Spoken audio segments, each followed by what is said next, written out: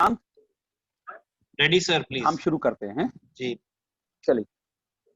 चलिए शुक्रिया प्रशांत। Collegiate drama society और अबीर एंटरटेनमेंट ਦੇ ਵੱਲੋਂ ਮੈਂ ਸਾਰੇ ਸਾਡੇ ਜਿਹੜੇ ਮੁੱਖ ਮਹਿਮਾਨ ਆਏ ਹੋਏ ਆ ਔਰ ਸਾਡੀ ਆਡੀਅנס जुड़ी ਉਹਨਾਂ ਨੂੰ ਮੈਂ ਜੀ ਆਇਆਂ ਕਹਿਣਾ। ਔਰ ਜਿੱਦਾਂ ਮੈਂ ਤੁਹਾਨੂੰ ਦੱਸਿਆ ਕਿ ਪਿਛਲੇ ਲਗਭਗ 5 ਮਹੀਨੇ ਤੋਂ ਜ਼ਿਆਦਾ ਲੋਕਬੰਦੀ ਹੋਈ ਹੈ। ਆਪਾਂ ਇਹ ਪੰਜਾਬੀ ਰੰਗਮੰਚ ਉੱਤੇ ਗੱਲਾਂ ਕਰ ਰਹੇ ਹਾਂ, ਇਹਨੇ ਡਾਇਰੈਕਟਰਸ ਦੇ ਬਾਰੇ ਗੱਲਾਂ ਕਰ ਰਹੇ ਹਾਂ, ਰਾਈਟਰ ਬਾਰੇ ਗੱਲਾਂ ਕਰ ਰਹੇ ਹਾਂ, ਪਰਫਾਰਮੈਂਸ ਬਾਰੇ ਗੱਲਾਂ ਕਰ ਰਹੇ ਹਾਂ।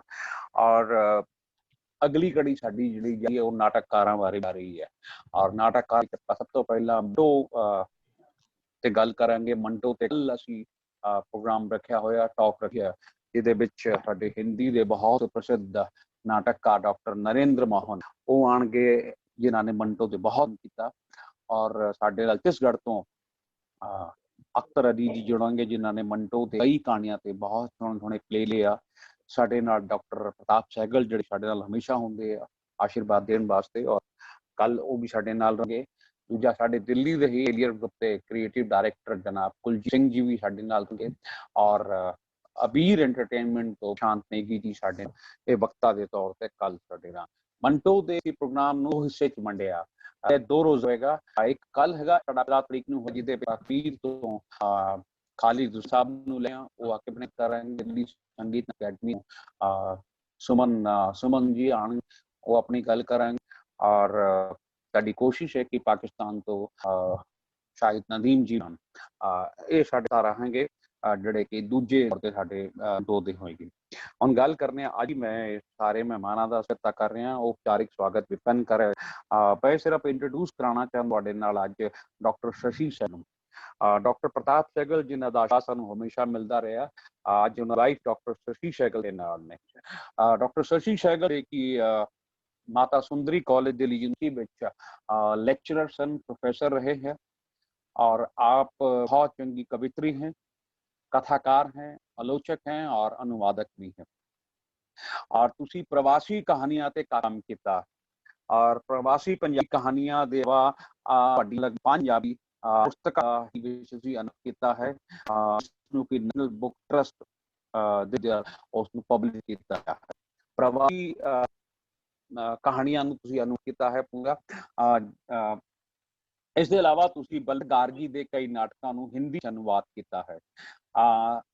ਡਾਕਟਰ ਸ਼ਸ਼ੀ ਸਹਿਗਲ ਨਾਲ ਕਿ ਉਹਨਾਂ ਦਾ ਕਵਿਤਾ ਸੰਗ੍ਰਹਿ ਵੀ ਆ ਗਿਆ, 5 ਆਲੋਚਨਾ ਦੀ ਗ੍ਰੰਥ ਵੀ ਆ ਗਿਆ, 8 ਅਨੁਦਿਤ ਪੁਸਤਕਾਂ ਪ੍ਰਕਾਸ਼ਿਤ ਹੋ ਚੁੱਕੀਆਂ। ਇਸ ਤੋਂ ਇਲਾਵਾ ਜਿਹੜਾ ਹੈ, ਜੇ ਤੁਸੀਂ ਕਦੇ ਡਾਕਟਰ ਸ਼ਸ਼ੀ ਸਹਿਗਲ ਦੇ ਘਰ ਜਾਓ, ਡਾਕਟਰ ਪ੍ਰਤਾਪ ਸਹਿਗਲ ਦੇ ਘਰ ਜਾਓ, ਤਾਂ ਤੁਹਾਨੂੰ ਜੋ ਆਪਾਂ ਨੂੰ ਉੱਥੇ ਮਿਲਦਾ, ਉੱਥੇ ਰਾਈਟਰ ਦੀ ਗੱਲ ਨਹੀਂ, ਉੱਥੇ ਇੱਕ ਮਾਂ ਦਾ ਰੂਪ ਤੁਸੀਂ ਉਹਨੂੰ ਵੇਖਦੇ ਹੋ। ਮੈਂ ਕਦੇ ਵੀ ਉਹਨਾਂ ਦੇ ਘਰ ਗਿਆ, ਮੈਂ ਕਦੇ ਵੀ ਭੁੱਖਾ ਘਰੋਂ ਉਹਨਾਂ ਦੇ ਘਰੋਂ ਵਾਪਸ ਨਹੀਂ ਆਇਆ। ਜਦ ਵੀ ਮੈਨੂੰ ਉਹਨਾਂ ਦਾ ਘਰ ਜਾਣਾ ਹੋਇਆ ਤਾਂ ਮੈਨੂੰ ਲੱਗਦਾ ਰੋਟੀ ਖਾ ਕੇ ਜਾਵਾਂ, ਮੈਂ ਉੱਥੇ ਹੀ ਜਾ ਕੇ ਰੋਟੀ ਖਾਵਾਂ। ਇੱਕ ਸਨੇਹ ਪਿਆਰ ਜਿਹੜਾ ਹੈ ਡਾਕਟਰ ਸ਼ਸ਼ੀ ਸਹਿਗਲ ਦਾ ਖਾਸ ਕਰ ਮੈਨੂੰ ਜੋ ਪਤਾ ਲਿਆ ਕਿ ਇਹਨਾਂ ਦੇ ਘਰ ਵਿੱਚ ਸਾਹਿਤਕਾਰਾਂ ਦੀ ਮੀਟਿੰਗ ਔਰ ਪਾਰਟੀਆਂ ਚੱਲਦੀ ਰਹਿੰਦੀ ਸੀ। ਔਰ ਕੱਲੇ ਔਰ ਕਿਸੇ ਵੀ ਔਖਾ ਘਰੋਂ ਨਹੀਂ ਜਾਣਾ। ਤੇ ਐਸੀ ਸਾਡੇ ਨਾਲ ਜੁੜੀ ਹੋਈ ਹੈ। ਮੈਂ ਡਾਕਟਰ ਸ਼ਸ਼ੀ ਸਹਿਗਲ ਦਾ ਇਸ ਪ੍ਰੋਗਰਾਮ ਵਿੱਚ ਤਹਿ ਦਿਲੋਂ ਸਵਾਗਤ ਕਰਦਾ। ਔਰ ਅੱਜ ਦੇ ਇਸ ਪ੍ਰੋਗਰਾਮ ਨੂੰ ਆਗਾਜ਼ ਦੇਣ ਲਈ ਮੈਂ ਮਾਈਕ ਔਨ ਵਿਪਿਨ ਨੂੰ। ਵਿਪਿਨ जी बहुत बहुत शुक्रिया सर। मैं धन्यवाद करदा कॉलेज ड्रामा सोसाइटी ते रवि तनेजा साहब दा, जिन्होंने मैनू ये मौका दिता है ਦੀਆਂ महान शख्सियतां दे नाल रूबरू होण दे नाल ते गलबात करन दा। दोस्तों साडे विच अज जो महान शख्सियतां ने उन्होंने किसी तारुफ की लोड़ तो नहीं, पर फिर भी क्योंकि हर चीज़ का एक डेकोरम होंदा है, हर चीज़ का एक तरीका होंदा है, तो मैं तुहाडा उन्हां दे नाल थोड़ा जिहा जान पहचान करवाने की कोशिश करदा हां। डॉक्टर नीता महिंद्रा जी जो कि साडे अज दे मेहमान, ते श्रीमती अनीता शब्दीश जी साडे नाल ने। अज दोनों ही बहुत ही महान शख्सियतां ने पंजाबी रंगमंच दियां, पंजाबी रंगमंच कह लो या पूरे हिंदुस्तान का रंगमंच कह लो। जो भी थिएटर दे विच स्टूडेंट नवे नवे आउंदे ने, वो हो ही नहीं सकता कि इन्हां दोनों शख्सियतां दे बारे वो ना जानते हो। सो इस दे नाल ही साडे कोल एक होर महान शख्सियत डॉक्टर इंद्रजीत कौर, जो कि इन्हां महान शख्सियतां दे कोल ਸਵਾਲ ਜਵਾਬ ਕਰਨਗੇ ਤੇ ਆਪਣੀ ਗੱਲਬਾਤ ਨੂੰ ਹੋਰ ਅੱਗੇ ਲੈ ਕੇ ਜਾਵਾਂਗੇ। ਡਾਕਟਰ ਨੀਤਾ ਮਹਿੰਦਰਾ ਬਾਰੇ ਮੈਂ ਸਿਰਫ ਇੰਨਾ ਕਹਿਣਾ ਚਾਹੁੰਦਾ ਦਰਸ਼ਕਾਂ ਨੂੰ ਕਿ ਡਾਕਟਰ ਨੀਤਾ ਮਹਿੰਦਰਾ ਜੀ ਦੇ ਨਾਲ ਮੇਰਾ ਬੜਾ ਪਰਸਨਲੀ ਨੇੜਤਾ ਵੀ ਹੈ, ਕਿਉਂਕਿ ਡਾਕਟਰ ਨੀਤਾ ਮਹਿੰਦਰਾ ਜੀ ਮੇਰੇ ਟੀਚਰ ਨੇ। ਮੈਂ ਜਦੋਂ ਰੰਗਮੰਚ ਦੇ ਖੇਤਰ ਦੇ ਵਿੱਚ ਆਇਆ 2006 ਦੇ ਵਿੱਚ, ਮੈਂ ਜਦੋਂ ਬਾਹਰ ਨਾਟਕ ਕਰਨਾ ਸ਼ੁਰੂ ਕੀਤਾ ਕਾਲਜ ਤੋਂ ਬਾਹਰ, ਤਾਂ ਸਭ ਤੋਂ ਪਹਿਲਾਂ ਮੈਨੂੰ ਰਾਜਿੰਦਰ ਸਿੰਘ ਹੋਰਾਂ ਦੀ ਟੀਮ ਦੇ ਨਾਲ ਕੰਮ ਕਰਨ ਦਾ ਮੌਕਾ ਮਿਲਿਆ। ਫਿਰ ਹੌਲੀ ਹੌਲੀ ਮੈਨੂੰ ਪਤਾ ਲੱਗਾ ਕਿ ਇੱਕ ਗਰੁੱਪ ਹੈ ਰੰਗ ਟੋਲੀ, ਜਿਹਦੇ ਕਰਤਾ ਧਰਤਾ ਨੀਤਾ ਮਹਿੰਦਰਾ ਜੀ ਨੇ। ਮੈਂ ਉਹਨਾਂ ਨੂੰ ਇੱਕ ਦਿਨ ਕਾਲ ਕੀਤਾ ਤੇ ਕਿਹਾ, ਮੈਡਮ ਮੈਂ ਤੁਹਾਡੇ ਨਾਲ ਕੰਮ ਕਰਨਾ ਚਾਹੁੰਦਾ। ਮੈਡਮ ਨੇ ਕਿਹਾ ਕਿ ਬੇਟਾ ਆ ਕੇ ਮਿਲੋ। ਤੇ ਉਸ ਤੋਂ ਬਾਅਦ ਮੇਰਾ ਰੰਗ ਟੋਲੀ ਦੇ ਵਿੱਚ ਸਫ਼ਰ ਸ਼ੁਰੂ ਹੋਇਆ। ਨੀਤਾ ਮਹਿੰਦਰਾ ਜੀ ਕੋਲੋਂ ਮੈਂ ਥੀਏਟਰ ਦੇ ਪ੍ਰੋਫੈਸ਼ਨਲ ਵਿਵਸਾਇਕ ਗੁਣ ਜਿਹੜੇ ਨੇ ਉਹ ਸਿੱਖੇ ਨੇ। And national school of drama ਜਾਣ ਤੋਂ ਪਹਿਲਾਂ ਹੀ ਮੈਂ ਉਹਨਾਂ ਦੇ ਨਾਲ ਲਗਭਗ ਪੂਰੇ ਭਾਰਤ ਦੇ ਵਿੱਚ ਘੁੰਮ ਕੇ ਥੀਏਟਰ ਕੀਤਾ, ਜਿਹਦੇ ਗਰੁੱਪ ਦੇ ਵਿੱਚ ਰਹਿੰਦੇ ਹੋਇਆ ਮੇਰੀ ਜਿਹੜੀ ਮੁਲਾਕਾਤ ਹੋਈ ਭਾਰਤੀ ਰੰਗਮੰਚ ਦੇ ਬਹੁਤ ਵੱਡੇ ਨਾਮ ਸ਼੍ਰੀ M.K. ਰੈਨਾ ਜੀ ਨਾਲ। ਇਹ ਮੇਰੀ ਖੁਸ਼ਕਿਸਮਤੀ ਸੀ ਕਿ ਮੈਂ ਐਸੇ ਲੋਕਾਂ ਦੇ ਨਾਲ ਜੁੜ ਪਾਇਆ। ਨੈਸ਼ਨਲ ਸਕੂਲ ਆਫ ਡਰਾਮਾ ਤੋਂ ਜਾਣ ਤੋਂ ਪਹਿਲਾਂ ਹੀ ਮੇਰੀ ਇੱਕ ਚੰਗੀ ਰਿਗਰਸ ਟ੍ਰੇਨਿੰਗ ਹੋ ਗਈ ਤੇ ਜਿਹਨੂੰ ਮੈਨੂੰ ਇੱਕ ਰੰਗਮੰਚ ਨੂੰ ਦੇਖਣ ਦਾ ਇੱਕ ਅਲੱਗ ਹੀ ਨਜ਼ਰੀਆ ਦਿੱਤਾ ਵੱਡੇ ਲੈਵਲ ਦੇ ਉੱਤੇ।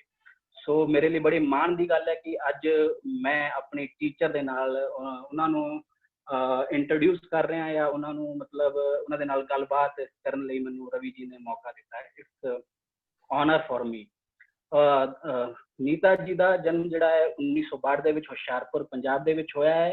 ਉਸ ਤੋਂ ਬਾਅਦ 1978 ਦੇ ਵਿੱਚ ਰੰਗਮੰਚ ਦੇ ਵਿੱਚ ਐਕਟਿਵ ਹੋਏ ਔਰ ਪੰਜਾਬੀ ਰੰਗਮੰਚ ਦੇ ਬਹੁਤ ਹੀ ਵੱਡੇ ਅਭਿਨੇਤਰੀ ਨੇ ਔਰ ਇਹਨਾਂ ਨੇ ਕਾਫੀ ਕੰਮ ਕੀਤਾ ਹੋਇਆ ਹੈ ਪੰਜਾਬੀ ਫਿਲਮਾਂ ਦੇ ਵਿੱਚ, ਹਿੰਦੀ ਫਿਲਮਾਂ ਦੇ ਵਿੱਚ, ਥੀਏਟਰ ਦੇ ਵਿੱਚ, ਇੰਗਲਿਸ਼ ਪਲੇਸ ਦੇ ਵਿੱਚ, ਪੰਜਾਬੀ ਰੰਗਮੰਚ ਦੇ ਵਿੱਚ ਬਹੁਤ ਜ਼ਿਆਦਾ ਕੰਮ ਕੀਤਾ ਹੋਇਆ ਹੈ। ਇਹਨਾਂ ਦੀ ਜਿਹੜੀ ਫਾਈਨ ਆਰਟਸ, ਇਹਨਾਂ ਦੀ ਮਾਸਟਰ ਡਿਗਰੀ ਹੈ, PhD ਇਹਨਾਂ ਨੇ ਕੀਤੀ ਹੋਈ ਹੈ ਸਾਊਥ ਰਾਜਸਥਾਨ ਦੇ ਟ੍ਰਾਈਬਲ ਆਰਟਸ ਫਾਰਮ ਦੇ ਉੱਤੇ। ਹਰਪਾਲ ਟਿਵਾਣਾ ਜਿਨ੍ਹਾਂ ਦੇ ਜਿਹੜੇ ਆ ਉਹ ਗੁਰੂ ਨੇ।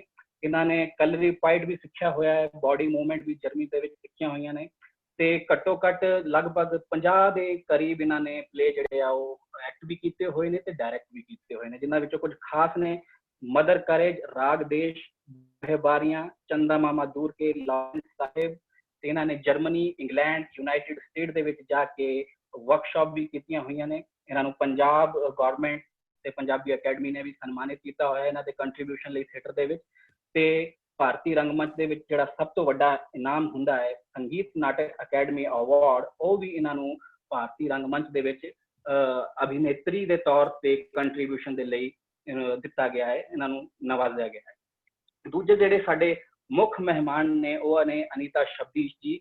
ਅਨੀਤਾ ਸ਼ਬਦੀਸ਼ ਜੀ ਦਾ ਜਨਮ ਜਿਹੜਾ ਹੈ 23 ਅਕਤੂਬਰ 1970 ਦਾ ਫਿਰੋਜ਼ਪੁਰ ਪੰਜਾਬ। ਉਸ ਤੋਂ ਬਾਅਦ ਇਹਨਾਂ ਦਾ ਜਿਹੜਾ ਡਿਪਲੋਮਾ ਹੈ ਉਹ ਡਰੈਸ ਡਿਜ਼ਾਈਨਿੰਗ ਦੇ ਵਿੱਚ ਨੇ। ਉਸ ਤੋਂ ਬਾਅਦ ਇਹਨਾਂ ਨੇ ਥੀਏਟਰ ਸ਼ੁਰੂ ਕੀਤਾ 19 ਸਾਲ ਦੀ ਉਮਰ ਦੇ ਵਿੱਚ, ਜਿਹਦੇ ਵਿੱਚ ਪਹਿਲਾ ਨਾਟਕ ਇਹਨਾਂ ਨੇ ਆਤਮਜੀਤ ਜੀ ਦੇ ਨਾਲ ਖੇਡਿਆ ਜਿਹਦਾ ਨਾਂ ਸੀ ਰਿਸ਼ਤਿਆਂ ਦਾ ਕੀ ਰੱਖੀਏ ਨਾਂ 1988 ਦੇ ਵਿੱਚ। ਉਸ ਤੋਂ ਬਾਅਦ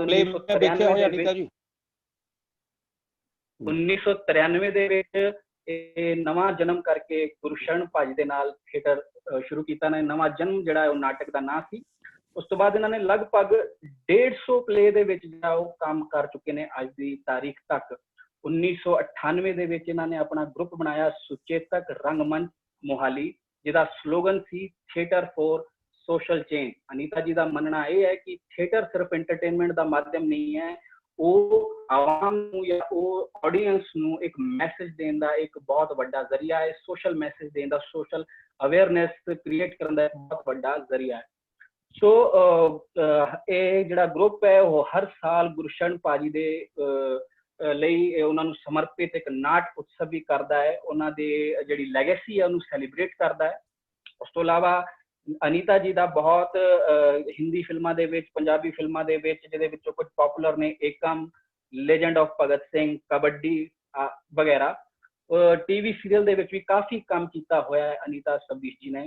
40 ਤੋਂ ਵੱਧ ਪਲੇ ਇਹਨਾਂ ਨੇ ਡਾਇਰੈਕਟ ਕੀਤੇ ਹੋਏ ਨੇ ਤੇ ਇੱਕ ਡਾਕੂਮੈਂਟਰੀ ਵੀ ਇਹਨਾਂ ਨੇ ਡਾਇਰੈਕਟ ਕੀਤੀ ਹੋਈ ਹੈ ਗੁਰਸ਼ਰਨ ਭਾਜੀ ਨੂੰ, ਜੋ ਕਿ ਸਮਰਪਿਤ ਹੈ ਕ੍ਰਾਂਤੀ ਦਾ ਕਲਾਕਾਰ ਜਿਹਦਾ ਨਾਮ ਹੈ। ਉਸ ਤੋਂ ਬਾਅਦ ਅਨੀਤਾ ਜੀ ਪੰਜਾਬ ਸੰਗੀਤ ਨਾਟਕ ਅਕੈਡਮੀ ਦੇ ਮੈਂਬਰ ਵੀ ਨੇ। ਇਹਨਾਂ ਨੇ ਬਹੁਤ ਸਾਰੇ ਪਲੇ ਦੇ ਵਿੱਚ ਐਕਟ ਕੀਤਾ ਹੋਇਆ ਹੈ, ਡਾਇਰੈਕਟ ਕੀਤੇ ਹੋਏ ਨੇ, ਲਾਈਕ ਇਨ੍ਹਾਂ ਦੀ ਆਵਾਜ਼, ਬਲ ਦੇ ਟਿੱਬੇ, ਨਟੀ ਵਿਨੋਦਨੀ, लड़की जिसनू रोना नहीं दा, लाल कनेर, मैं ते एक सारंगी हाँ, चिड़ी दा अंबर, चिड़ी दी अंबर वाल उड़ान। सो इस तो इलावा इन्होंने United State of America, United Kingdom दे विच, अपनी कैनेडा दे विच वर्कशॉप भी कीतियां हुई ने।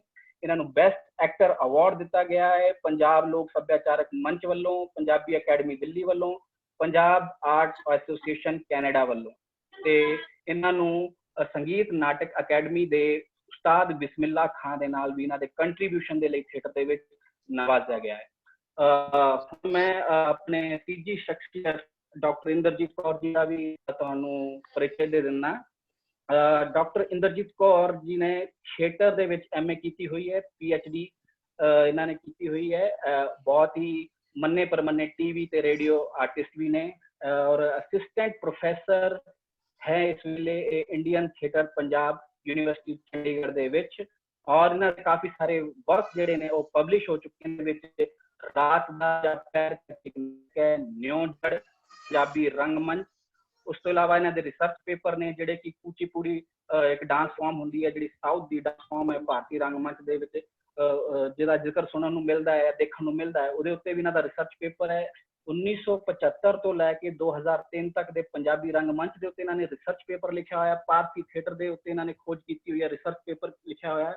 इन्हां दे जिहड़े आर्टिकल्स ने वो कई सारी मैगजीन न्यूज़पेपर दे विच, जिवें कि मैक पंजाब दी, बरूहां, कौमांतरी, पंज दरिया, नवां जमाना, पंजाबी ट्रिब्यून, चढ़दी कला आदि पेपर मैगजीन दे विच इन्हां दे आर्टिकल छपदे रहे ने। इन्हां दे जिहड़े प्ले डायरैक्ट कीते हुए ने उन्हां दा नाम है एक रामायण होर, बेगाने बोर दी छां, बेबे, भविख दा इतिहास, हिंद दी चादर आदि।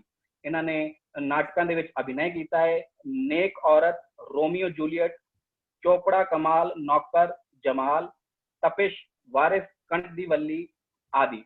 ये गोल्ड मेडल ने कॉलेज यूथ फेस्टिवल के दिनों के दौरान 90 तो लैके 92 के दरम्यान इन्हों कई बार जिहड़ा वो इन्हां दे अभिनय के लिए गोल्ड मेडल के नाल सन्मानित किया जा चुका है। हुण मैं रवि जी नूं अपनी गुजारिश हाँ, करांगा मैं कि सबसे पहले कोशिश कर लक्ष्य भाटिया जी ਨੂੰ ਕਹਾਂਗੇ ਕਿ ਉਸ ਬਾਰੇ ਅਬੀਰ ਐਂਟਰਟੇਨਮੈਂਟ ਛੜਕੋ ਹੋਵੇ ਛੋਟੇ ਸ਼ਬਦਾਂ ਵਿੱਚ ਘੱਟ ਸ਼ਬਦ ਘੱਟ ਟਾਈਮ ਲੈ ਕੇ ਇੱਕ ਸਵਾਗਤ ਸਲਾਹਕਾਰ ਦਾ ਅਬੀਰ ਐਂਟਰਟੇਨमेंट ਤੋਂ फिर आपको शीर्षक पे जावांगे। नमस्कार। आज की सभी महिला सशक्तिकरण को सबसे पहले मैं अपना प्रणाम प्रस्तुत करता हूं और बहुत ही वखरा, बहुत ही चंगा हमारे बीच आप सभी का इंट्रोडक्शन हमारे विपिन भाई ने दिया है, तो मैं उनका भी धन्यवाद करता हूं। और कुछ चंद लाइनों के साथ मैं आप सभी का स्वागत करता हूं कि मैंने रंगमंच के आशियानों को तिनकों की पगडंडियों से बुना है। मैंने रंगमंच के आशियानों को तिनकों की पगडंडियों से बुना है। संकटों का त्याग कर मैंने रंगमंच के संघर्ष का खेला खेला है। अबीर एंटरटेनमेंट के परिचय के तौर पे मैं आप सभी दर्शकों का स्वागत करता हूं। अबीर एंटरटेनमेंट लगभग 2017 से अपनी इस मुहिम के साथ, जो कि प्रशांत नेगी जी और अमित निथानी जी द्वारा चलाया गया, उन्होंने कला संस्कृति जगत में कलाकृतियों को एक आकार देना और कलाकृतियों को ज्यादा से ज्यादा जन संचार के प्रति उसका आगमन करना, ये उनका मुख्य उद्देश्य रहा है। और हमारे कॉलेजिएट ड्रामा सोसाइटी के तत्वाधान में आज अबीर आपके सामने प्रस्तुत कर रहा है एक रंगकर्मी की रंग संघर्ष यात्रा कार्यक्रम 5। मैं सभी हमारे अतिथियों का स्वागत करना चाहता हूं। नीता मोहिंद्रा जी, अनीता सबदीश जी, इंद्रजीत कौर जी और विपिन जी का भी धन्यवाद, जिन्होंने मुझे आप सभी का स्वागत करने का मौका दिया। दिल्ली के जाने माने चेहरे और सभी रंगकर्मियों को अपना हौसला देने वाले विपिन जी को मेरे खास अजीज दोस्त है, मैं उनका भी धन्यवाद करता हूँ। धन्यवाद। Thank you. नाउ हम प्रोग्राम शुरू कर रहे हैं। सबसे पहले आशीर्वाद वचन और प्रगति जड़ा है वेलकम नोट डॉक्टर शशिकल जी, माइक आपके पास।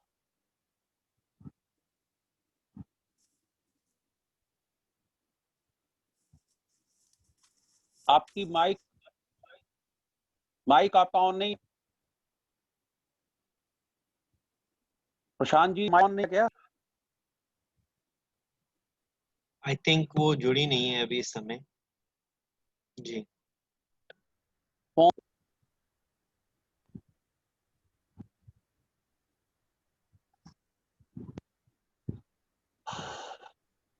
चलिए जब तक वो बस आ रही मैं बताऊं कि जो आगे लो।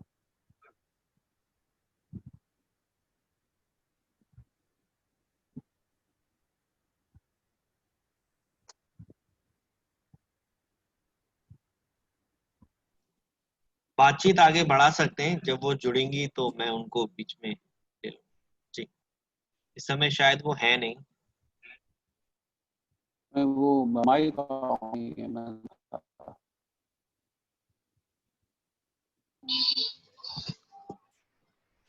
मैं फोन करता हूँ उनको माइक नहीं है। चलिए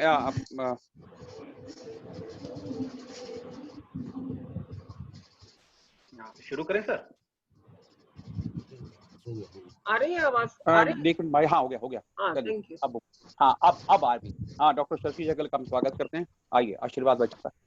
धन्यवाद जी रवि जी और विपिन जी आपका, और आपने इतनी बड़ी बड़ी शख्सियतों से परिचय करवाया।